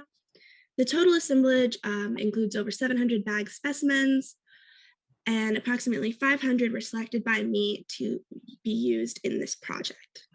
The foxtail millet remains were collected in flotation samples from this same project. Now to get into my results. We found that lowland sites near to the Murash River contained a lot more river oysters, which makes a lot of sense because they would have been near that resource. They were also unexpectedly present at GBS upperland site, which indicates that there may have been trade and they were trading that river oyster resource. The most common domestic species across the whole assemblage were sheep, goats, followed by cows and pigs, and lastly horses and dogs. which we can see from this pattern that they were prioritizing animals which are valued for their secondary products, which a secondary product is a reusable product, something that the animal does not have to be slaughtered for, such as milk, cheese, butter, wool, as noted by the sheep. And we also found that large mammals are far more common at all these sites than small ones. The assemblage with the largest portion of large mammals were the Sebesh, an EBA site, and TFE, a NOAA site. Excuse me.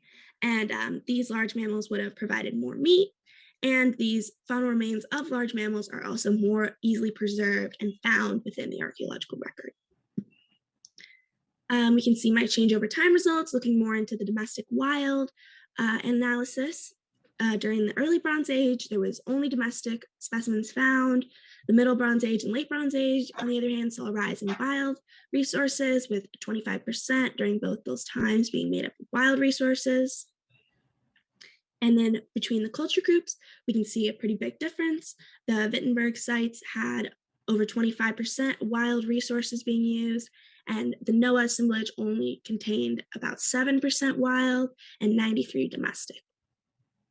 Here again, we can see the culture groups results, lots of large mammals, and these river oysters at these Wittenberg sites. And it's notable that the Wittenberg did have more species specimen samples in the analysis.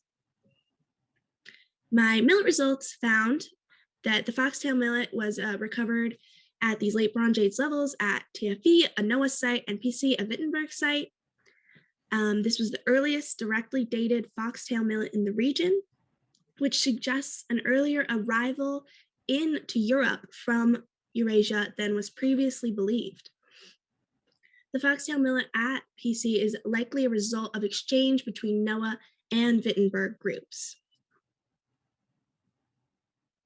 To get into a little discussion, we can see a big shift to more wild resources from the early Bronze to the Middle Bronze Age, but then the ratio of domestic to wild does not change between the middle and late.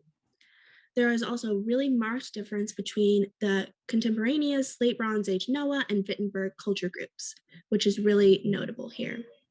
The Wittenberg cuisine is made up of far more wild resources than NOAA, and the NOAA cuisine also includes millet, which was then added to the Wittenberg upon the NOAA arrival into the region.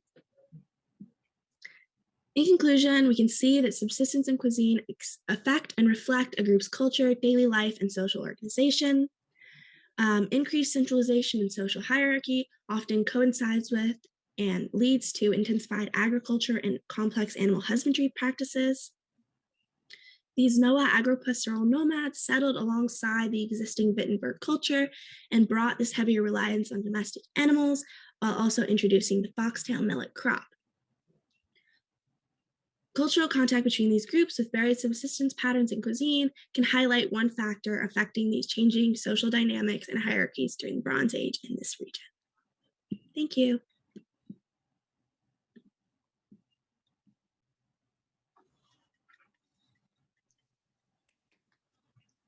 Great job. Thanks, Alana. And our third participant in this panel is Ishan Manali. His thesis is titled, Forget the Past, Sing in the Present, the Nepali Nation as Imagined by Young Music Artists in Kathmandu.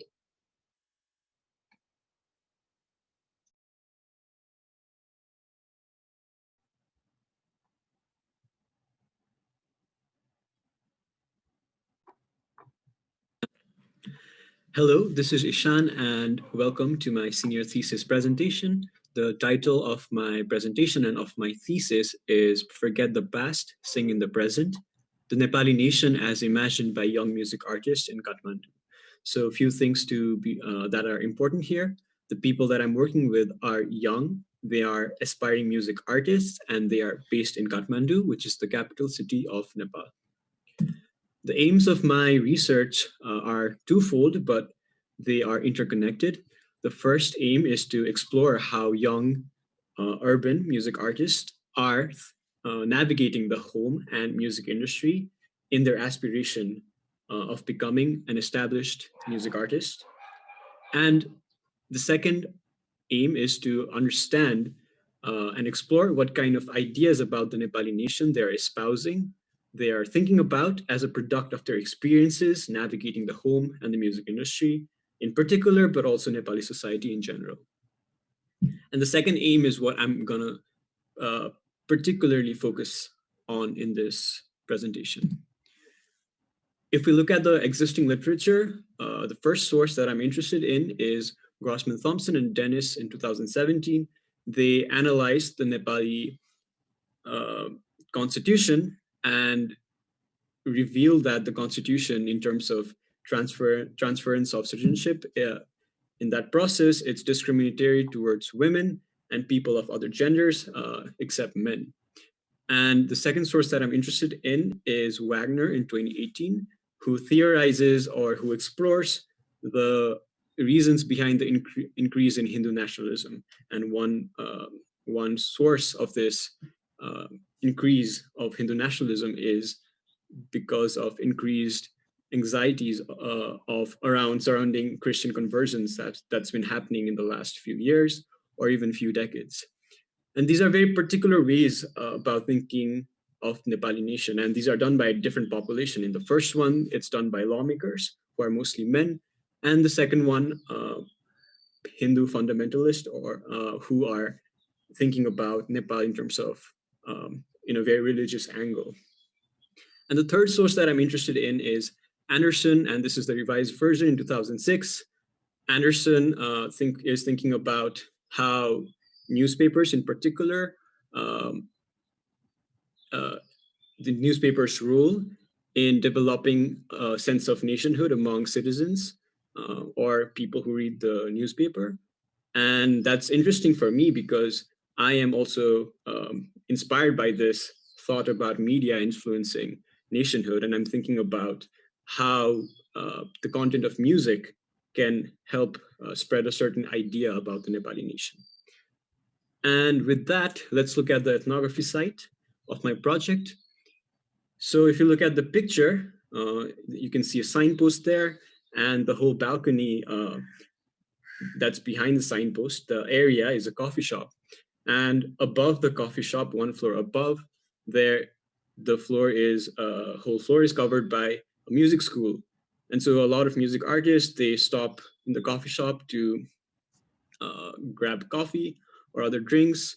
And I also got an opportunity to talk with a lot of music artists in the smoking area that's near the parking lot, which isn't really pictured, but it's basically in front of the building.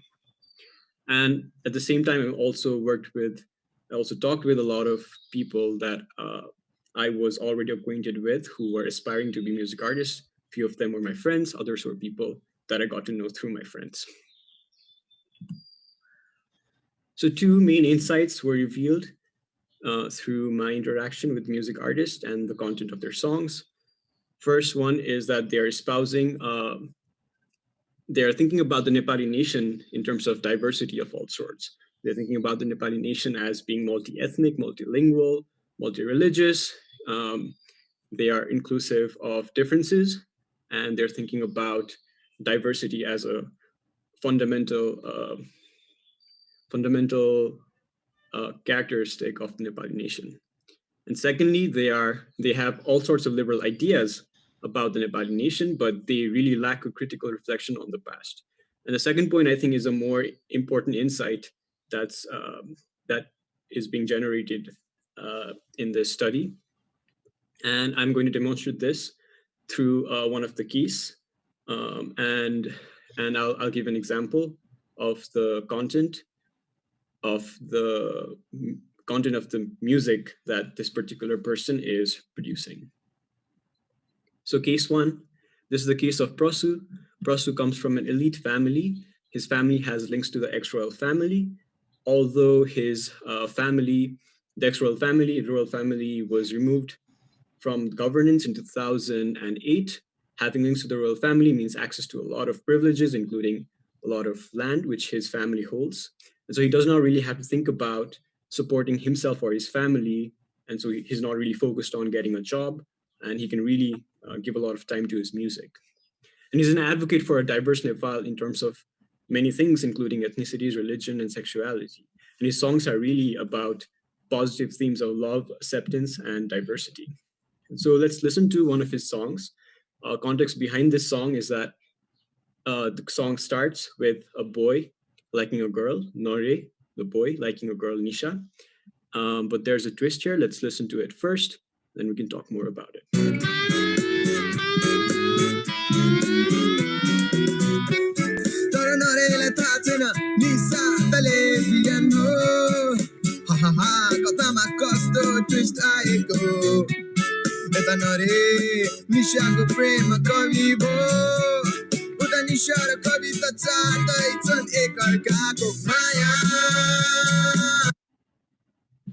So here, but Nore does not know that Nisha is a lesbian.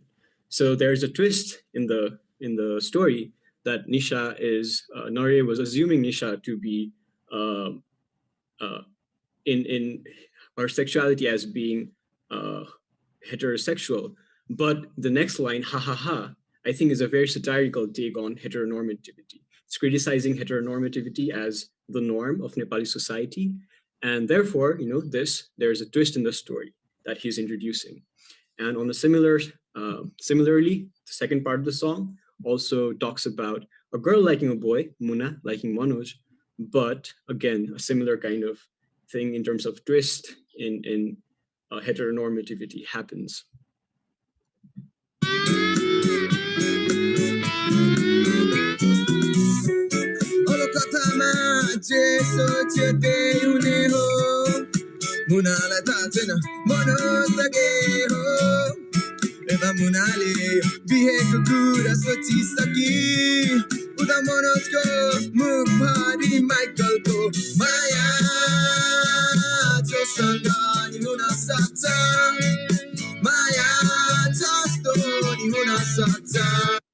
So again, the chorus of the song, Maya, joसँग नि हुन सक्छ, Maya, जस्तो पनि हुन सक्छ, which means love can happen with anyone and love can be of any type.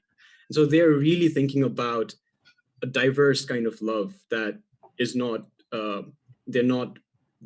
there's no barrier in love in terms of sexuality, in terms of gender. So it's a very open, diverse, very progressive kind of thought they're espousing. And Prasu, as a band member, is espousing as well. But when I was talking to Prasu, he talked about the importance of forgetting the history. And he has links to the royal family. He comes from a privileged caste background and class background. And this is problematic because this kind of narrative of forgetting the history does not really look at the historical injustices that different social groups face. And therefore, he's not really thinking about how his privileges come with his particular social positioning as an upper caste, upper class man who also speaks Nepali, which is the lingua franca of Nepal. And this, he thinks, is important because the history is complicated. And if we look at the complications within history, then we'll not get anywhere, which partially is true, but history is complicated. But it's also important to recognize that there have been all sorts of historical injustices and there should be an effort to address it.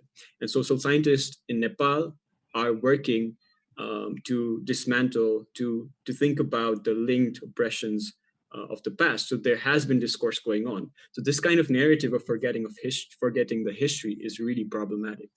And this is basically one of the insights that was generated in the study. Thank you so much for attending this thesis presentation. I would like to thank everyone in the anthropology department, especially my thesis advisor, Professor Julie Starr, as well as Professor Dana Dennis for helping me in this presentation. Thank you so much.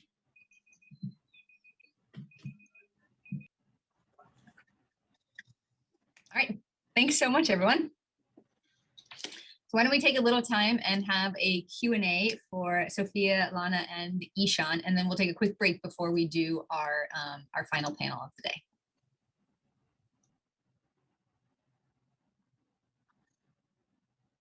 Yeah, Dana.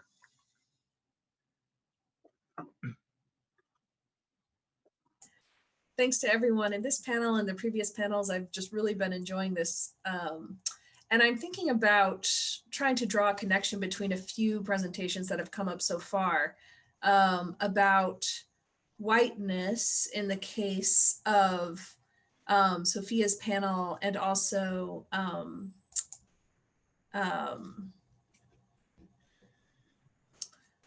Olivia's panel, or Olivia's presentation about kind of whiteness as a lack of something, right? Like whiteness is like lacking political consciousness, maybe in Olivia's case of like, oh, well, we can't really speak to racial issues because we're white. And so there's nothing to say. Or in Sophia's presentation of whiteness as, you know, well, I was raised by a white family, so that basically means I have no culture, right? Like whiteness as being the absence of like cultural identity or meaning. And when I think about Ishan's work, this kind of stands out to me as well, this idea of like forgetting history. Obviously, like history makes Nepal what it is, history makes every country what it is, right?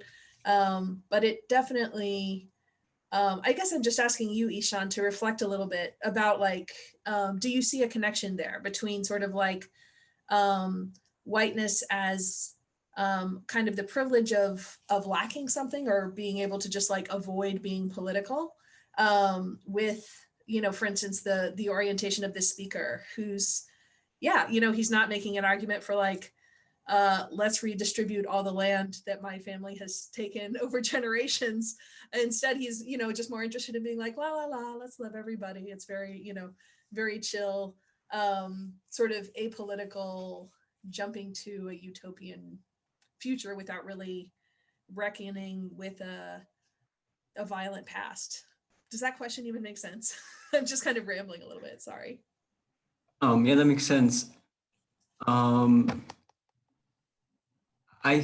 I think it's both cases, the case about whiteness and the case about, I guess in terms of Nepal, that would be maybe caste.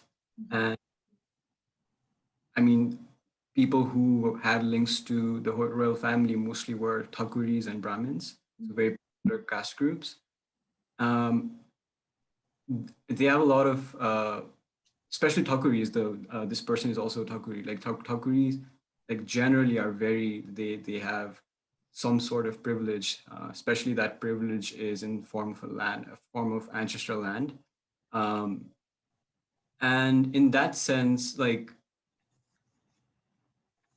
people who have that privilege, they grow up with not thinking a lot about politics, you know, they're not introduced to politics in their home. They go to private schools, mostly in private school in Kathmandu. And so in that sense, like they are cultured in a kind of bubble that's apolitical, that does not have to think about like politics in general, but also they don't have any like barriers in their own lives as well. And I think that's similar to how whiteness operates in the US as well, in some ways. And obviously like things are different because of the context. But like, I think, I mean, I lived in the US for 3 years. I've lived in Nepal for 18, 19 years. And I think that's something fascinating that I feel like myself, that people who are in privileged positions are apolitical, and it makes sense. Like that's the reason why they're privileged. So I definitely like have been drawing those connections throughout my life experiences as well. Yeah, thanks for that. I'm thinking maybe we could talk a little bit more later and think about is kind of the ultimate form of privilege, whether that's racial privilege or caste privilege, like the privilege to be apolitical. Yeah, of course. Yeah, so Sophia, I don't know if you wanted to comment back on Dana's question, or we can.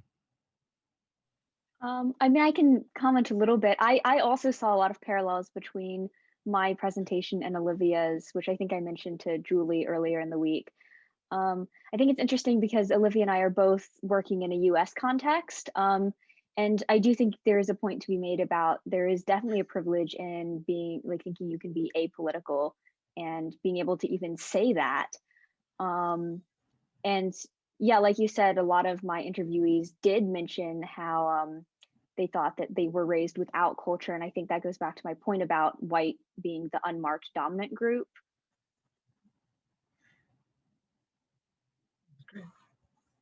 Well, thank you. Chevelle, I think your hand was up next. Yes, thank you three for the amazing presentations. I guess I had a question, I guess for Sophia, probably two, but hopefully they won't be too complicated. So I guess my first question would be, could you kind of talk more about like your positionality in your research and how that might have influenced it? So I guess in a way, that question is kind of broad, but I guess I was just wondering like how your personal, experience being a Chinese adoptee in a predominantly white town might have, influenced like the type of research that the research and the results that came out of it. And I guess the second question that I had more had to do with the literature surrounding race and ethnicity that you probably looked at when you were doing your research. And I know that for me, I found like some problems like applying like some theories of like race and ethnicity to my own research because my research is not US centric, and I find that most of these theories are US centric, and that it kind of doesn't really talk about like the distinction between race and ethnicity. So I was kind of wondering if you could kind of like talk to us about like maybe some of the challenges, or if you didn't have challenges, but the challenges in applying these racial frameworks that might not really give us a clear distinction between race and ethnicity, and how that kind of might have hindered the type of research that you're doing in terms of Chinese adoptees and them conflating the distinction between race and ethnicity, if that makes sense. Sorry for the long, complicated questions. Yeah, thank you for that question. I'm going to start with the second one. So that was actually extremely frustrating for me when I was doing my research, because I found that a lot of the literature was actually conflating race and ethnicity, or race and culture, or a combination of all three. And honestly, that never really resolved itself. So a lot of my data is kind of pushing, I guess, it in a new direction. Even some of the more anthropological sources just kind of took like the tension and identity as natural. There were a couple pieces, which I do talk about more in my actual thesis, that did kind of premise their piece on, well, let's not treat race as an essentialized category. But again, that was something that I definitely struggled with in writing it. So about my positionality. So yeah, I'm a Chinese adoptee, and that definitely was why I was interested in this topic. So I grew up in an area that's about 97% white, and then I came to Clinton, which is also incredibly white. So all of my interviewees, I actually asked in this Facebook group that I'm in for volunteers. So it's an Asian adoptee only space. So none of my interviewees actually go to Hamilton. So they were from across the US. All of them were raised in the US. The one person I interviewed was actually currently living in Germany. So my positionality definitely influenced like even my access to adoptees, as well as some of the questions I asked. I also think that people felt more comfortable opening up to me because they saw me as like an insider, I guess. I think I would have felt more uncomfortable asking some questions about identity, or even kind of questioning them when they pointed out, like they defined ethnicity in one way, but then when they actually talked about their own ethnic identity, they used it another way. And just pointing out that tension, I think, would have been very uncomfortable for me had I not been a Chinese adoptee myself. Thanks, Sophia. Abby, your hand was up next. Yeah, so great presentations, everyone. And I was wondering, I guess, more for Sophia and Ishan, like how you think your data collection and like just general ethnographic method might have been affected by COVID, and especially for Sophia, since you were doing interviews over Zoom, how you think that might have affected like the data you collected, or just sort of, I don't know, the comfortability with the participants.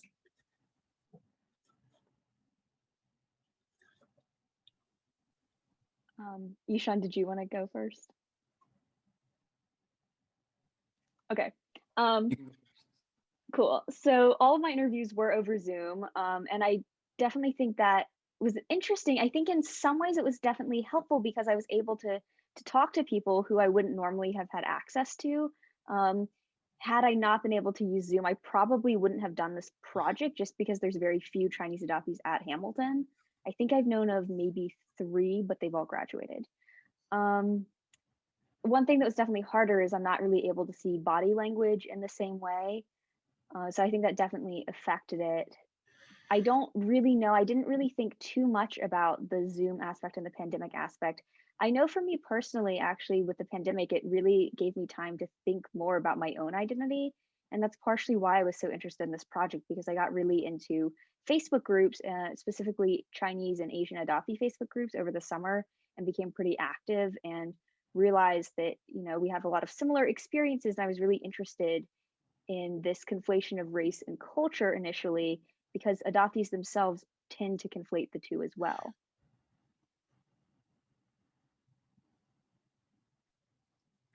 For me, so although I did some like field work, majority of the information that I got were through my friends that I already knew.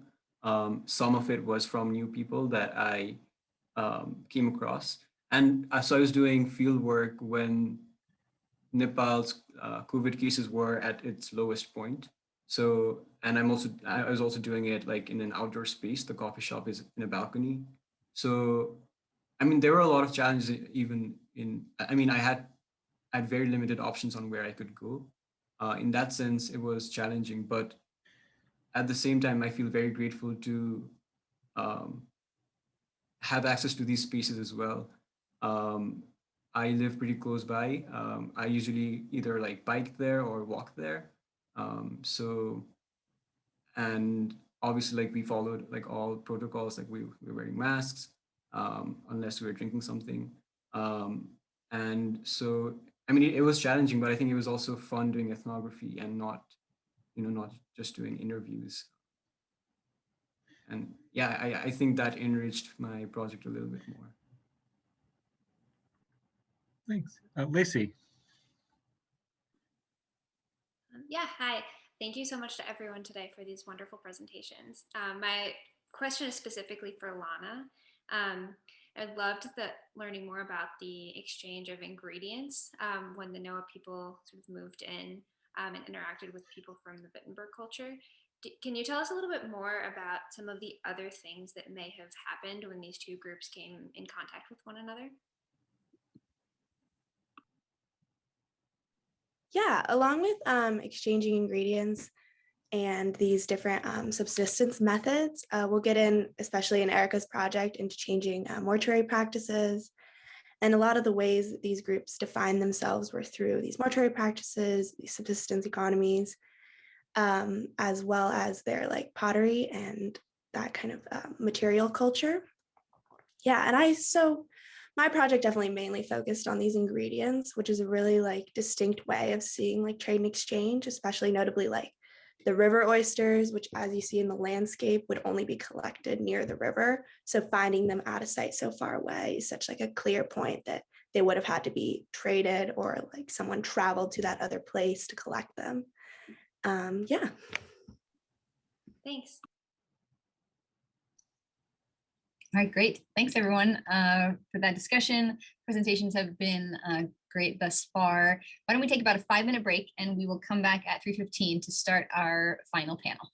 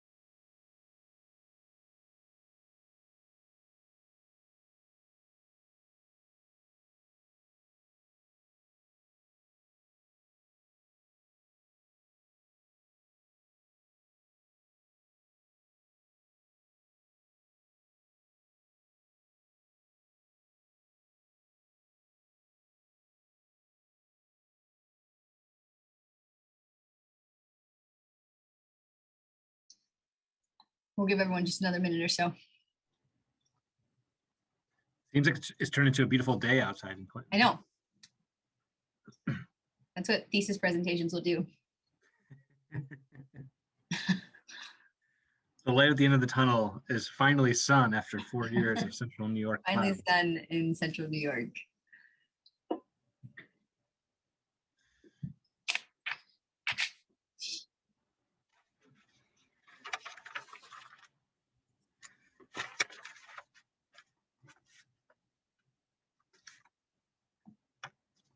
The urge to plant here before the actual planting date is very strong. I don't know if anybody else is feeling this, but like every year, like a nice day in April, and we all want to plant our gardens and plant flowers, and the day is not for 6 more weeks and still not. I'm totally feeling it. Right? I know, it's like 30 degrees out. I mean, I don't even want to go out and weed, but I'm dying to get out and put things in the ground. I know. We planted all these seedlings this morning. Adam's like, great, so we can put them in the ground. I was like, no, it's June 1st, not May 1st. You cannot put seedlings in the ground May 1st. Actually, I don't think we're going to get too much more below 40 temperatures. Okay. So you're probably safe. Pretty safe. He swears last year he planted everything May 1st and it was fine. So yeah. I told him that because our subsistence May 1st is safe. I told him because our subsistence did not depend upon his garden, he was free to do whatever he wanted. Yeah. Okay, should we get started with our final panel? Let's do it. So our final panel is called Gender, Cultural Norms, and Community Building. We have 3 presenters. The first one is Claire Rosell-Tyden, and her thesis is To Post or Not to Post, a comparative analysis of the motivations behind posts on @HamiltonDenounced and #MeToo.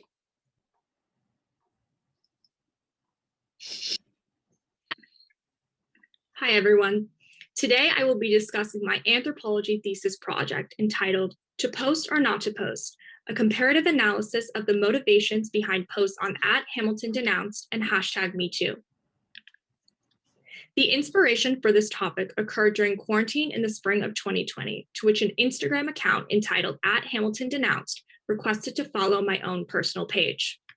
At the time, the only post on the page highlighted its mission to provide a space for survivors to anonymously share via a Google form instances of sexual misconduct on campus, and to more largely initiate conversations about Hamilton's handling of sexual misconduct or assault cases.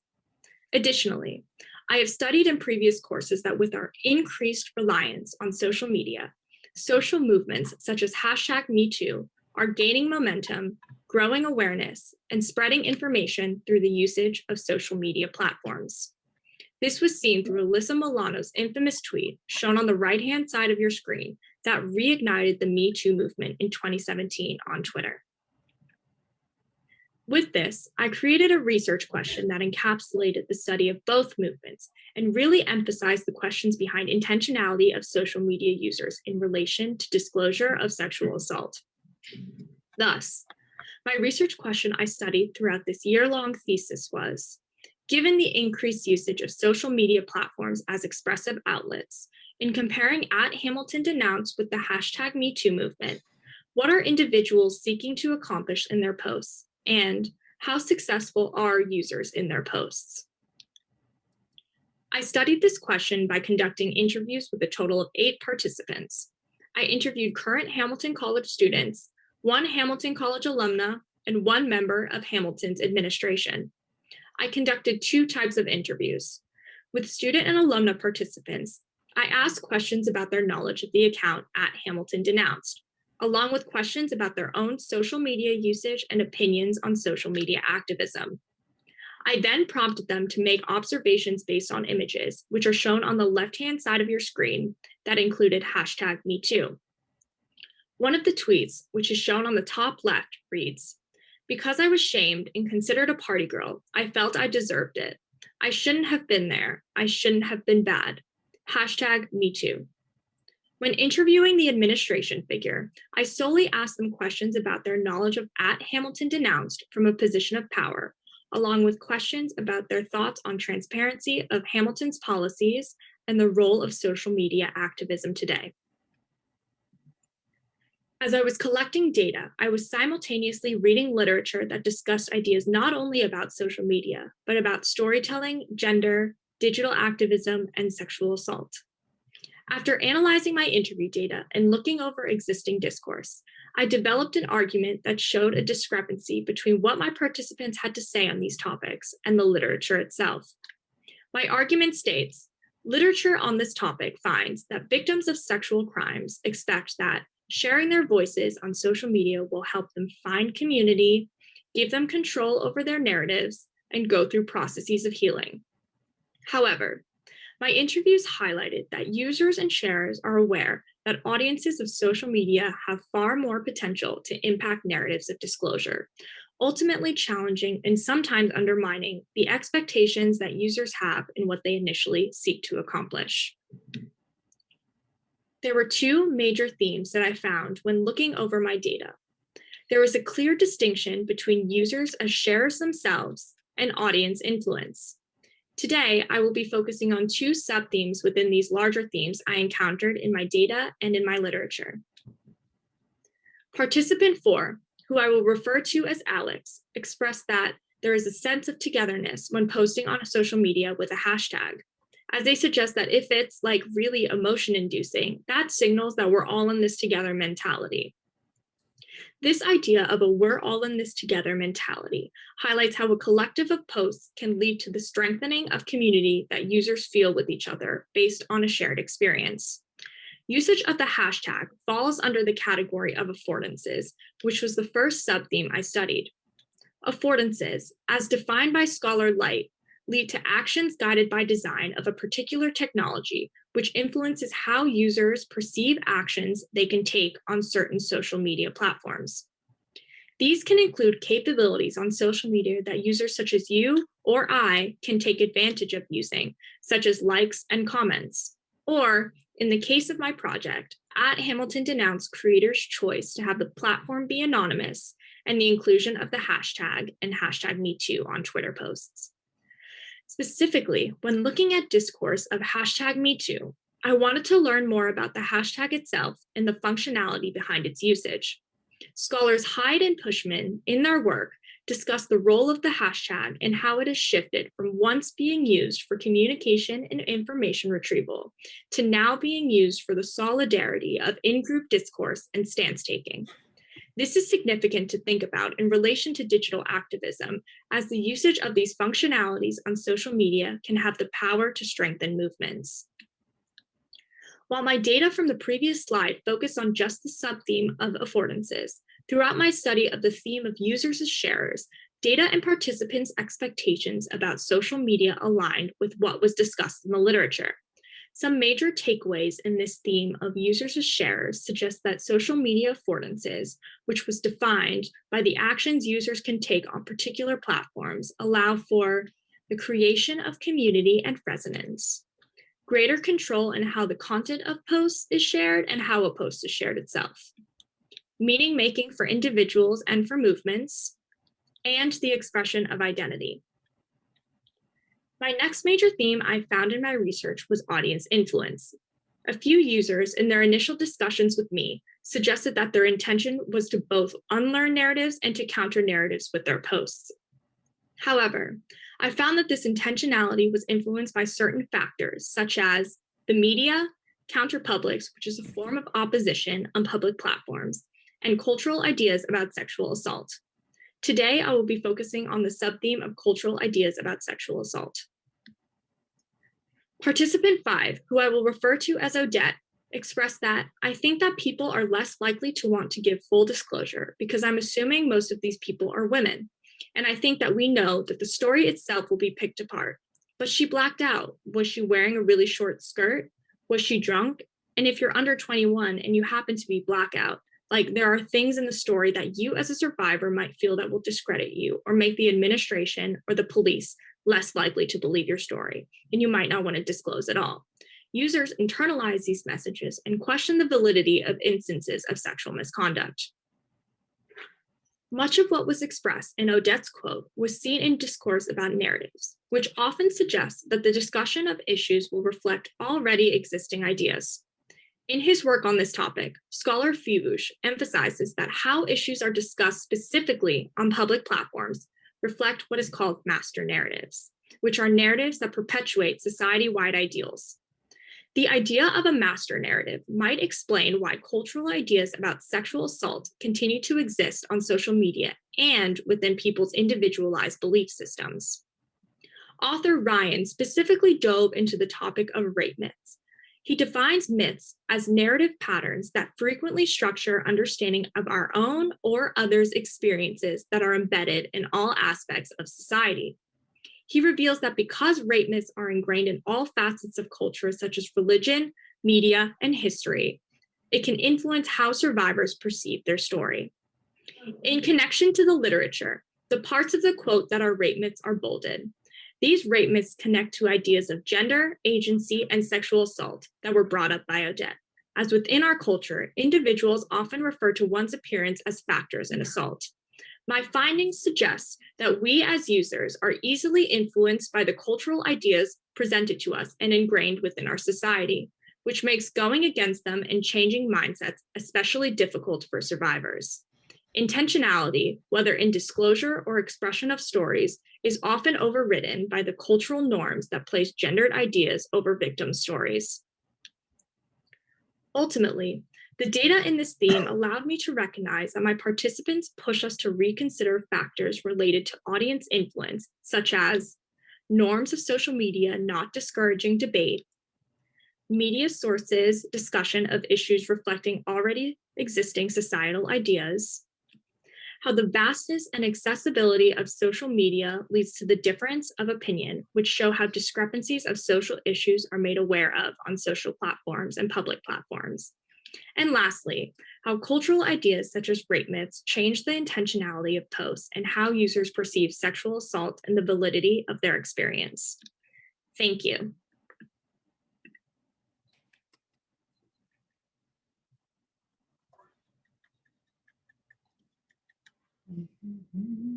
Great job.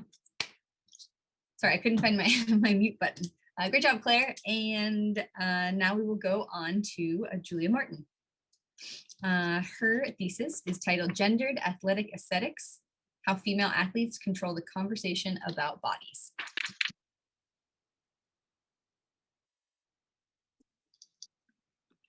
Hi everyone, welcome to my thesis titled Gendered Athletic Aesthetic, How Female Athletes Control the Conversation About Their Bodies. So to introduce my inspiration for the project, freshman year on my way to NESCAC Swim Championships, I received the award Miss New Booty as my superlative from the awards that the seniors presented to each individual teammate. These awards were given in jest and were always a tradition, talking about something specific to that individual swimmer.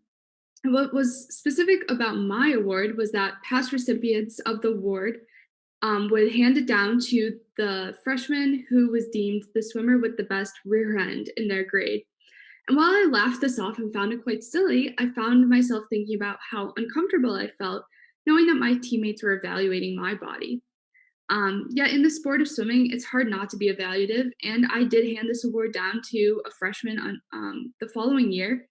And I think that we can attribute this to the fact that we're constantly in swimsuits, putting ourselves and our bodies at the forefront of evaluation so that our teammates, coaches, and even ourselves are thinking about our bodies and people are viewing us.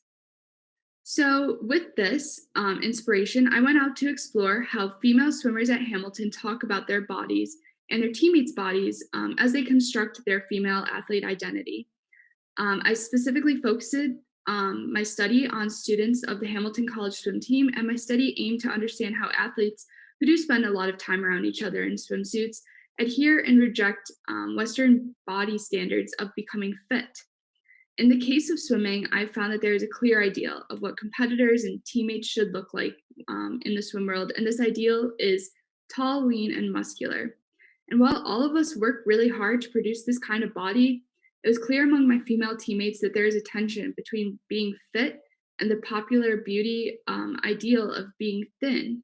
And according to Western gendered body standards, the ideal masculine body is one of muscle, which does align with the perfect athletic physique, while the ideal female body is slim, feminine, and often curvy to emphasize femininity, which really contrasts the athletic build, which favors strength and power among women, which is often the key to athletic success. And there presents a bind between which body is better or which body should someone adhere to.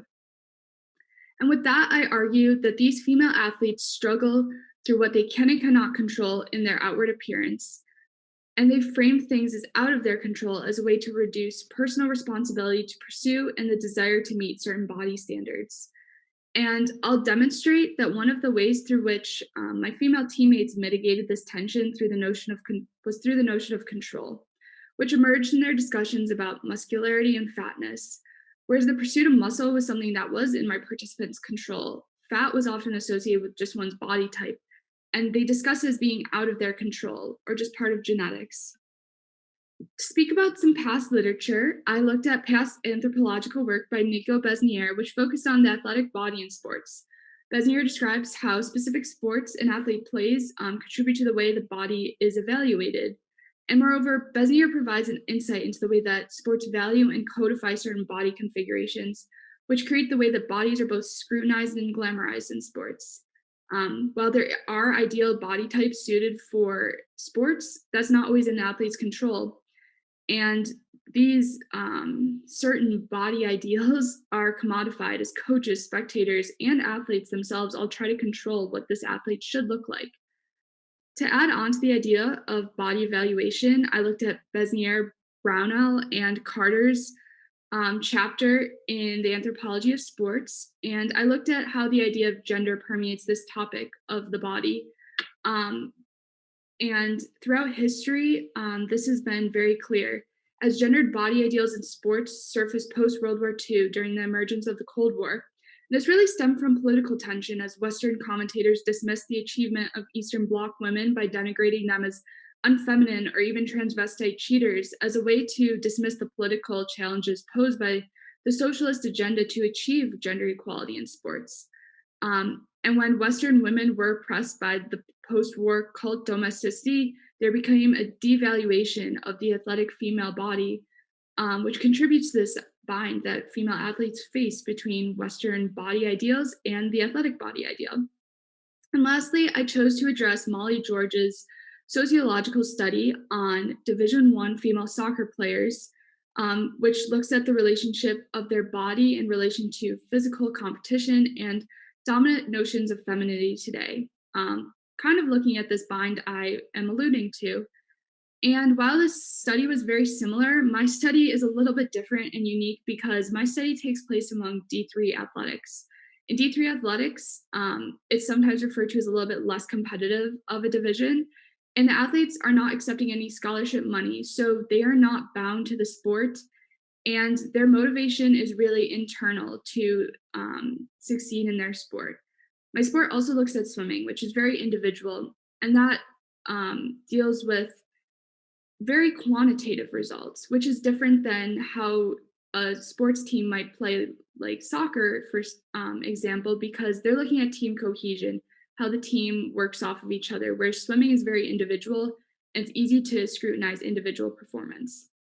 Additionally, I tied in literature about Western female body ideals and the idea of femininity and thinness. And if you didn't know, there's copious amounts of research critiquing these standards, and I did tie these in. I just don't have time to talk about all of that today. So to go into some data, I have this quote by Elise saying, "We have to lift and be strong and muscular swimming." But then also just like in society, like social media, there's pressure to look like skinny and have like the hourglass figure. You know what I mean? It's kind of like balancing it because like, oh, like I love having muscular arms, but then like if I'm wearing like certain things, kind of like, oh, I don't really like how I look in this, but also like I really shouldn't like care about that. And what Elise describes here is really navigating the Western body standards and swim physique that she has cultivated in her sport. And in my transition, I illustrate how unclear she is about navigating this, and which is why I use or left the words like so many times in her transcription. And while by the end of this quote, we do see that although Elise is navigating this bind, she does feel comfortable and confident almost in the way that she loves her muscular arms and therefore controls the narrative about her body. By focusing on her muscles, Elise takes away the focus of maybe not being perfectly thin and adhering to that hourglass figure she talks about, but she exhibits her control by making it clear that she is proud to be muscular and that other people's opinions shouldn't really matter. Additionally, I have Lauren's quote, which is, in high school, I was like much like thinner than I am now. I was like, it was like so much effort to be thin like that.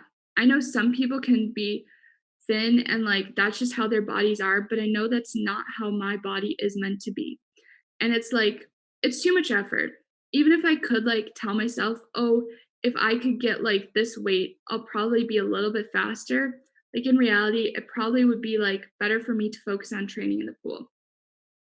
And Lauren's quote really exemplifies this idea of control, similar to Elise's. This participant goes on and follows up her quote by explaining that when she first started lifting, she felt huge, even massive. And it wasn't until she bought new clothes that properly fit and she adjusted to her new physical appearance that she felt comfortable and proud of how she looked. And what Lauren says shows this idea of controlling the narrative about one's body. While Lauren mentions that she used to be thinner, she explains that she has no idea how to get back to that figure and says that in reality, if she were to work on losing weight, that effort would honestly be just better put in the pool training.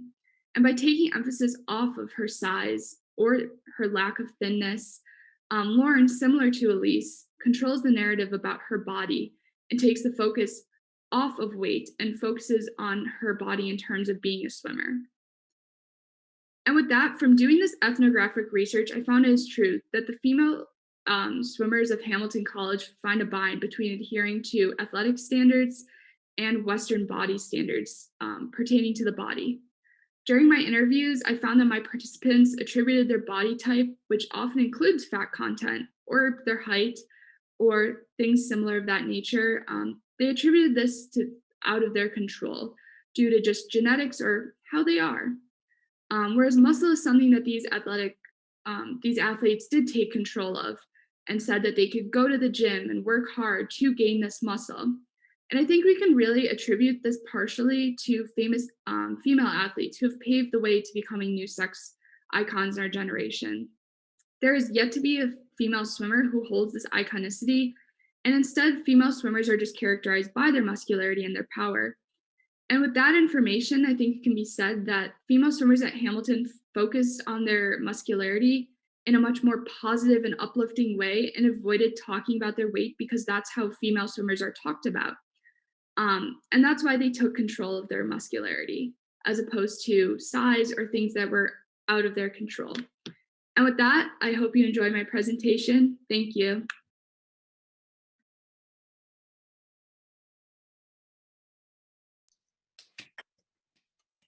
Thanks, Julia.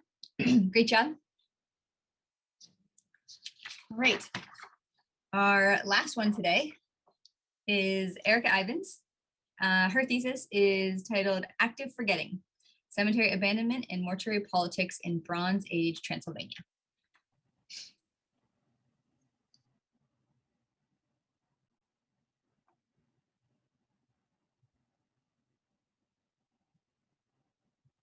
Hi everyone, my name is Erica Ivins, and today I'll be presenting on my archaeology senior thesis entitled Active Forgetting, Cemetery Abandonment and Mortuary Politics in Bronze Age Transylvania.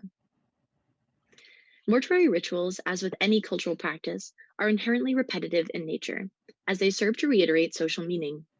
When societies stop using a burial practice or returning to a mortuary space, they are changing the social meaning of burials through intentional desertion. The abandonment of mortuary spaces thus works as a political act through which communities manipulate memory to facilitate the establishment of new socio-political organizations. Archaeologists can reconstruct this process of abandonment because the archaeological record materializes both the presence and absence of material activity. In this thesis, I develop models which delineate the social contexts and consequences of different types of cemetery abandonment for case studies from any time period or place. I test these models on a Middle Bronze Age cemetery in southwest Transylvania, Romania, which was rapidly and collectively abandoned by two distinctive groups who used one shared mortuary space to bury their dead in separate clusters. In making the collective decision to abandon this cemetery, the groups chose to actively discontinue and thus forget the connection between their community and the space. Mortuary archaeology studies how bodies, the placement of bodies, and those funerary assemblages which surround them serve to symbolize and shape socio-political order. Changes in mortuary ritual programs and spaces reflect attempts to enforce the memorialization of new social roles and political expectations. Mortuary practices actively construct social memory, as performing mortuary rituals serves to not only remember the dead, but also teach the living. While returning to a mortuary space serves to reinforce the socio-political organization embodied by the dead, the abandonment of such a space reflects the deliberate rejection and replacement of that previous organization. Mortuary abandonment can thus be seen as a political act of forgetting. Bayesian analysis enables archaeologists to reconstruct the tempo and nature of cemetery abandonment. To assess the tempo of abandonment, archaeologists first collect samples of human remains from a mortuary site and conduct radiocarbon dating. They then enter these dates into various Bayesian chronological models, comparing their likelihood to better infer how long a site was used and abandoned. Archaeologists also examine different spatial extents of abandonment, whether people abandon one cemetery or an entire region. Archaeologists can also interpret different scenarios of mortuary abandonment by creating general models. In this thesis, I develop models which have differing social contexts and consequences, as well as archaeological correlates, to assist archaeologists in interpreting why a mortuary site was abandoned. We will return to these scenarios later in my presentation as they pertain to my case study. In Transylvania, as depicted here in this map, the Middle Bronze Age stretched from 2000 to 1500 BCE. During this time, metal resources became increasingly important as people began to systematically extract the region's rich metal to source and smelt tools, weapons, and other prestigious goods. The European metal trade fueled competition to secure access to and control these resources, giving rise to the first complex regional polities and the emergence of inequality. Communities contested access to resources locally through social and cultural processes, including mortuary practice. Bronze Age mortuary practices became a means to connect the changing social, economic, and political relations. During the Middle Bronze Age, people primarily cremated their dead and buried them in cemeteries near settlements. People also tended to organize graves into distinct spatial clusters. My analysis focuses on Sebeș, a Middle Bronze Age cemetery located in southwestern Transylvania, as seen here in this map of the site. The cemetery contains 61 burials in total, which are organized into 3 identifiable spatial clusters. All individuals were cremated and buried in urns, but only some were buried in stone structures which have been found both inside and outside of grave pits. Archaeologists have interpreted the burial clusters as the materialization of social segmentation, reflecting the work of different cultural groups with distinct identities. Archaeologists collected 9 samples of cremated bone within 2 of the 3 large clusters at Sebeș for radiocarbon dating. I used Bayesian analysis to construct various chronological models which evaluate the temporal relationships between 2 burial clusters at Sebeș. Model 1 is a phase model, which assumes that all dates occur contemporaneously. Model 2 is a sequence model, which assumes that cluster 1 occurred prior to cluster 2. And model 3 is also a sequence model, which then assumes that cluster 2 occurred prior to cluster 1. If both models 2 and 3 are rejected, then the clusters were most likely used and abandoned by multiple groups at the same time. If one sequence model is accepted, then the clusters were most likely used and abandoned at different stages, potentially only being used by one group that moved their burial activity to a new location within the cemetery. These analyses enable us to characterize the tempo and organization of burial activity at Sebeș, as well as determine the social processes which might explain why the cemetery was ultimately abandoned. The models suggest that the burials in cluster 1 and 2 were likely contemporaneous.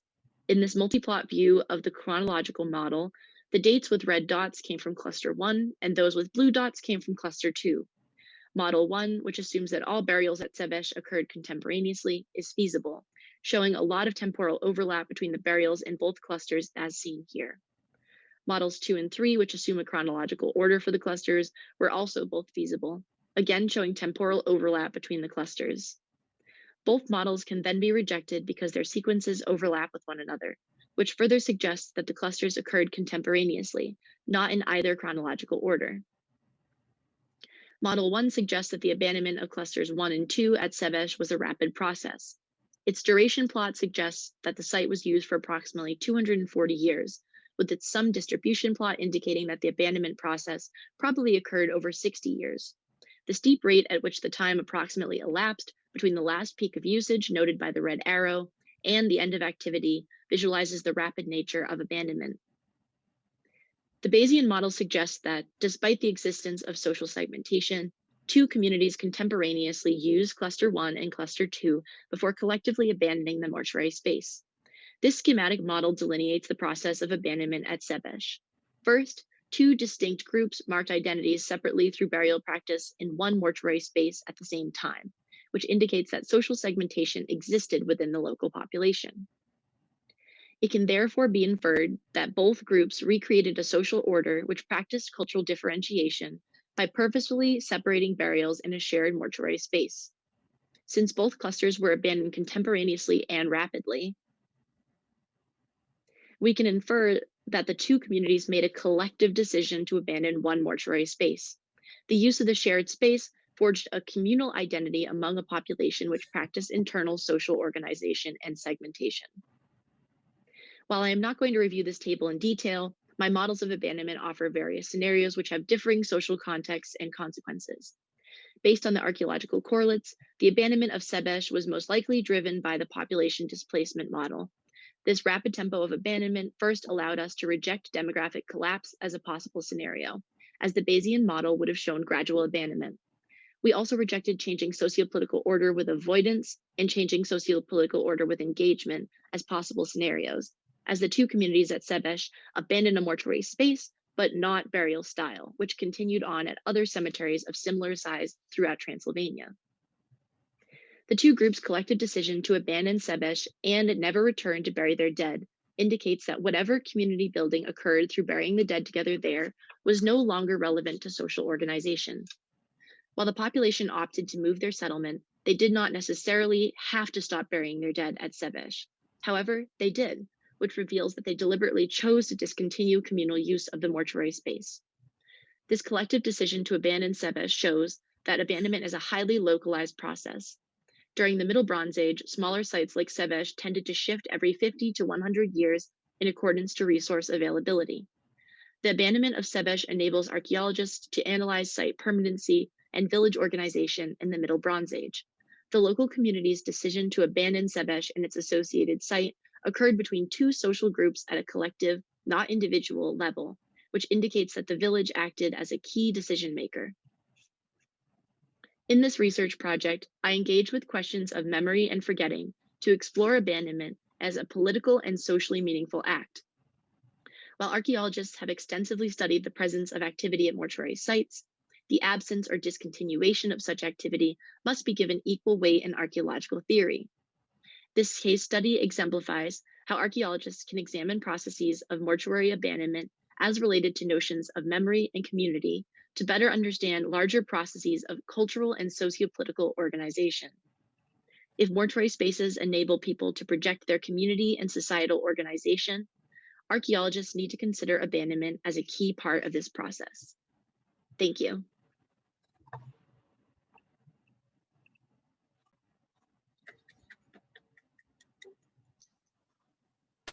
Wonderful job. How about a Q&A for Claire, Julia, and Erica? Yeah, as a reminder, but please raise your hand and we can call on you as we go through. Yeah, Abby. So I guess for all three of you, I was just wondering if there are any articles or books that you thought were instrumental in sort of understanding your projects and like growing them from what they were at the beginning of the year. I can start. So I had a lot of trouble finding anthropology theory to really base my study on throughout first semester, and it wasn't until I found the Anthropology of Sports book and really dove deeper into that literature, specifically on the chapter with gender, that I really understood the anthropological history of gender in sports, which I kind of explained throughout my literature section of my presentation. But I think it was really from this that I was able to launch off of cited sources within the chapter and really understand kind of how gender and sports were entangled in the anthropological realm.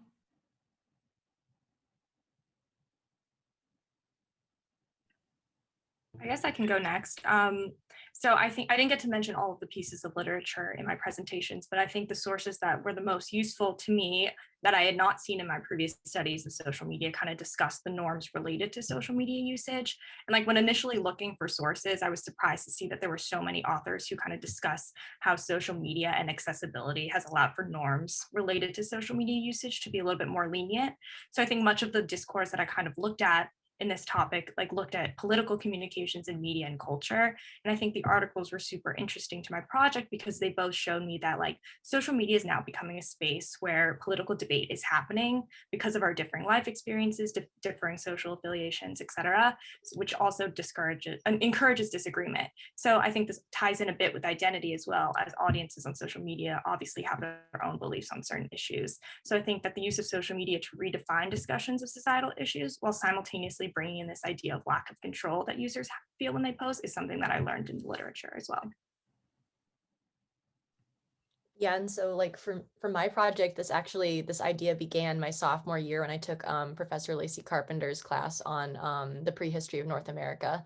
And I read this piece by an archaeologist named Henry. I think it was, yeah, it was like, I think it was from like a piece from 2017, something like that. But it really talked about this idea of like how like, you know, putting like bodies and putting funerary assemblages into a space that's kind of memorialized. How does that play into ideas of memory? And what does that mean for the people who are, you know, who are living, who are the ones that are kind of enacting this process? And that really made me think about memory and how that's wrapped up in this idea of what happens when this space is finally abandoned.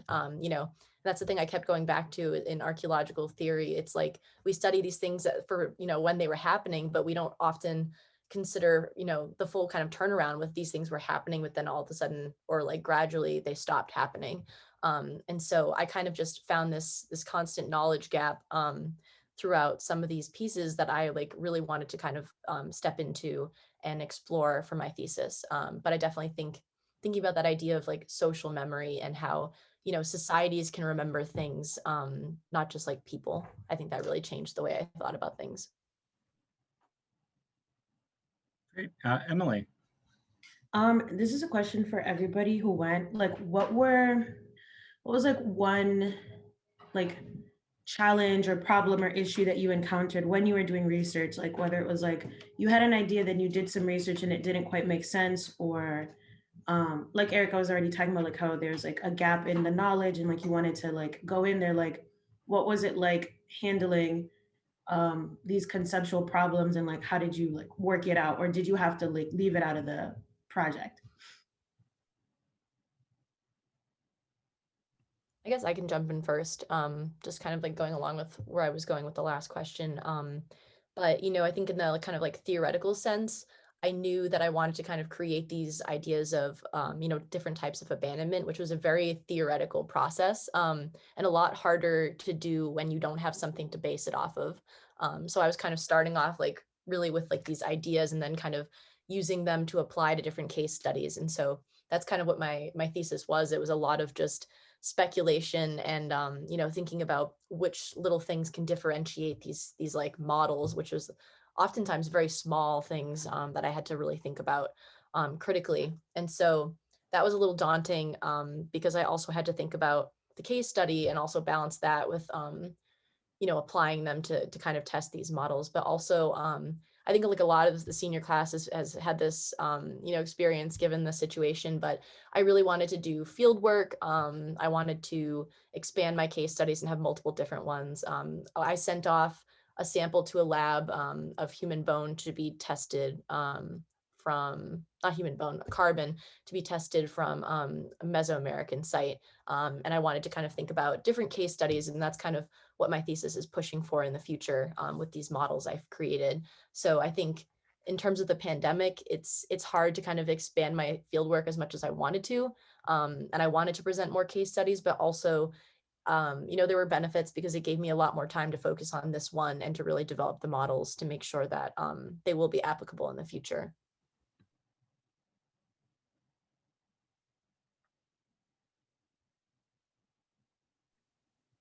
I can go. So I read this theoretical piece on the idea of like fat talk and how women will say things to prompt a response from fellow women in their community. So they'll say something like, "Oh, I'm feeling so bloated," or "I'm feeling so fat," and then that will they're hoping to kind of gain a positive response that kind of negates what they just said about themselves to give themselves more encouraging like comments about themselves. And I really felt like this had aligned with the women's swim team in particular. I felt like being around my teammates in the locker room, there's constantly this idea of fat talk.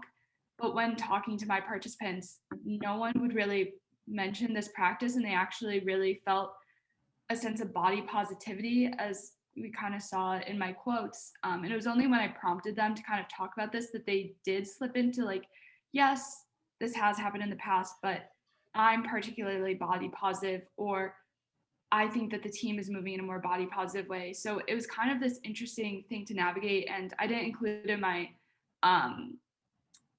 my actual presentation just because it would have been a lot of extra stuff to talk about. But I think this is like a section of my presentation where I kind of talk about how the theory didn't really line up with what I was talking about, and that maybe that's due to the fact that I was interviewing people about such a touchy subject, and when asking women about their bodies, they might not feel comfortable fully agreeing with something. So that was kind of an interesting thing that, again, I thought going into my interviews, I had this practice nailed down, and I knew that my interviewees would admit to it, but not really. And then COVID also presented a really interesting problem, I guess, with collecting data, just because we've had such a tumultuous season of stopping in our season, and people just have like the quarantine bod, and just navigating different things in athletics that we've never had to deal with has really kind of created a different sense of like motivation and what it means to even swim. So I think that that kind of created an interesting dialogue and differences in how people talk about their bodies, as opposed to like if I were to do this in a non-pandemic year. I think the biggest challenge I faced was that in a couple of my interviews with participants, they had brought up contradictions about their usage of social media. So like someone would say like, oh, the vastness is like, it's affecting like how I post, versus then like they would say something later in the interview being like, oh, like the idea of control, like there is no control, whatever. So I think dealing with the complexity of like how I dealt with those contradictions and what that meant for my project was the biggest challenge that I faced when doing my interviews and kind of finding my argument as well.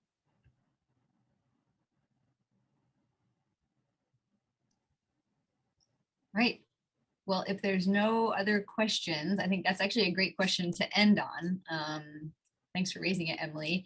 And that one of the things I've been most proud of is all of you have encountered difficulties. All of you have encountered, personal and academic sort of barriers to the project that you first envisioned. And so throughout the year, it's been really fun to be your advisor and to watch you encounter these problems and then find a way to, either tweak your project in a new direction or to work the tensions, the problems into your actual discussion. And so for that, I think, and for the wonderful job you all did today, you deserve a big pat on the back. I am quite proud of you all, and I hope you enjoy the rest of the weekend. Colin, you want to add anything? Yeah, definitely. Again, just to follow up again, you guys are my cohort. So I came in with you in your first semester, and I know that Lana was in my first class. Erica was one of my first advisees. I've had a chance to have all of you in class, I think, which has been a great honor. And just to see the growth that you've undergone and have helped me go through, have helped the department go through over the last 4 years is just been amazing. And I really appreciate all that you've contributed to us, not just in your work here, but in the department culture and everything that you have advocated for here at Hamilton. So I will always feel a very strong bond to you guys.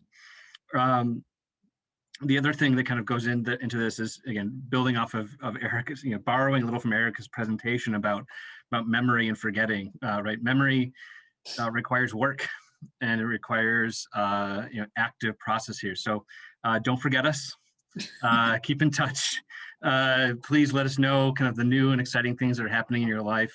That way, again, your time at Hamilton will always be remembered, and I'm sure you guys will always remember it, and we'll remember you. And again, thank you so much for all of the hard work you've put in here. We really appreciate that. Yeah, kudos to everybody. Nice job, everyone. And with that, yeah, we will see you all soon. Thank you. Thank you. Wish we could have a drink, but next time.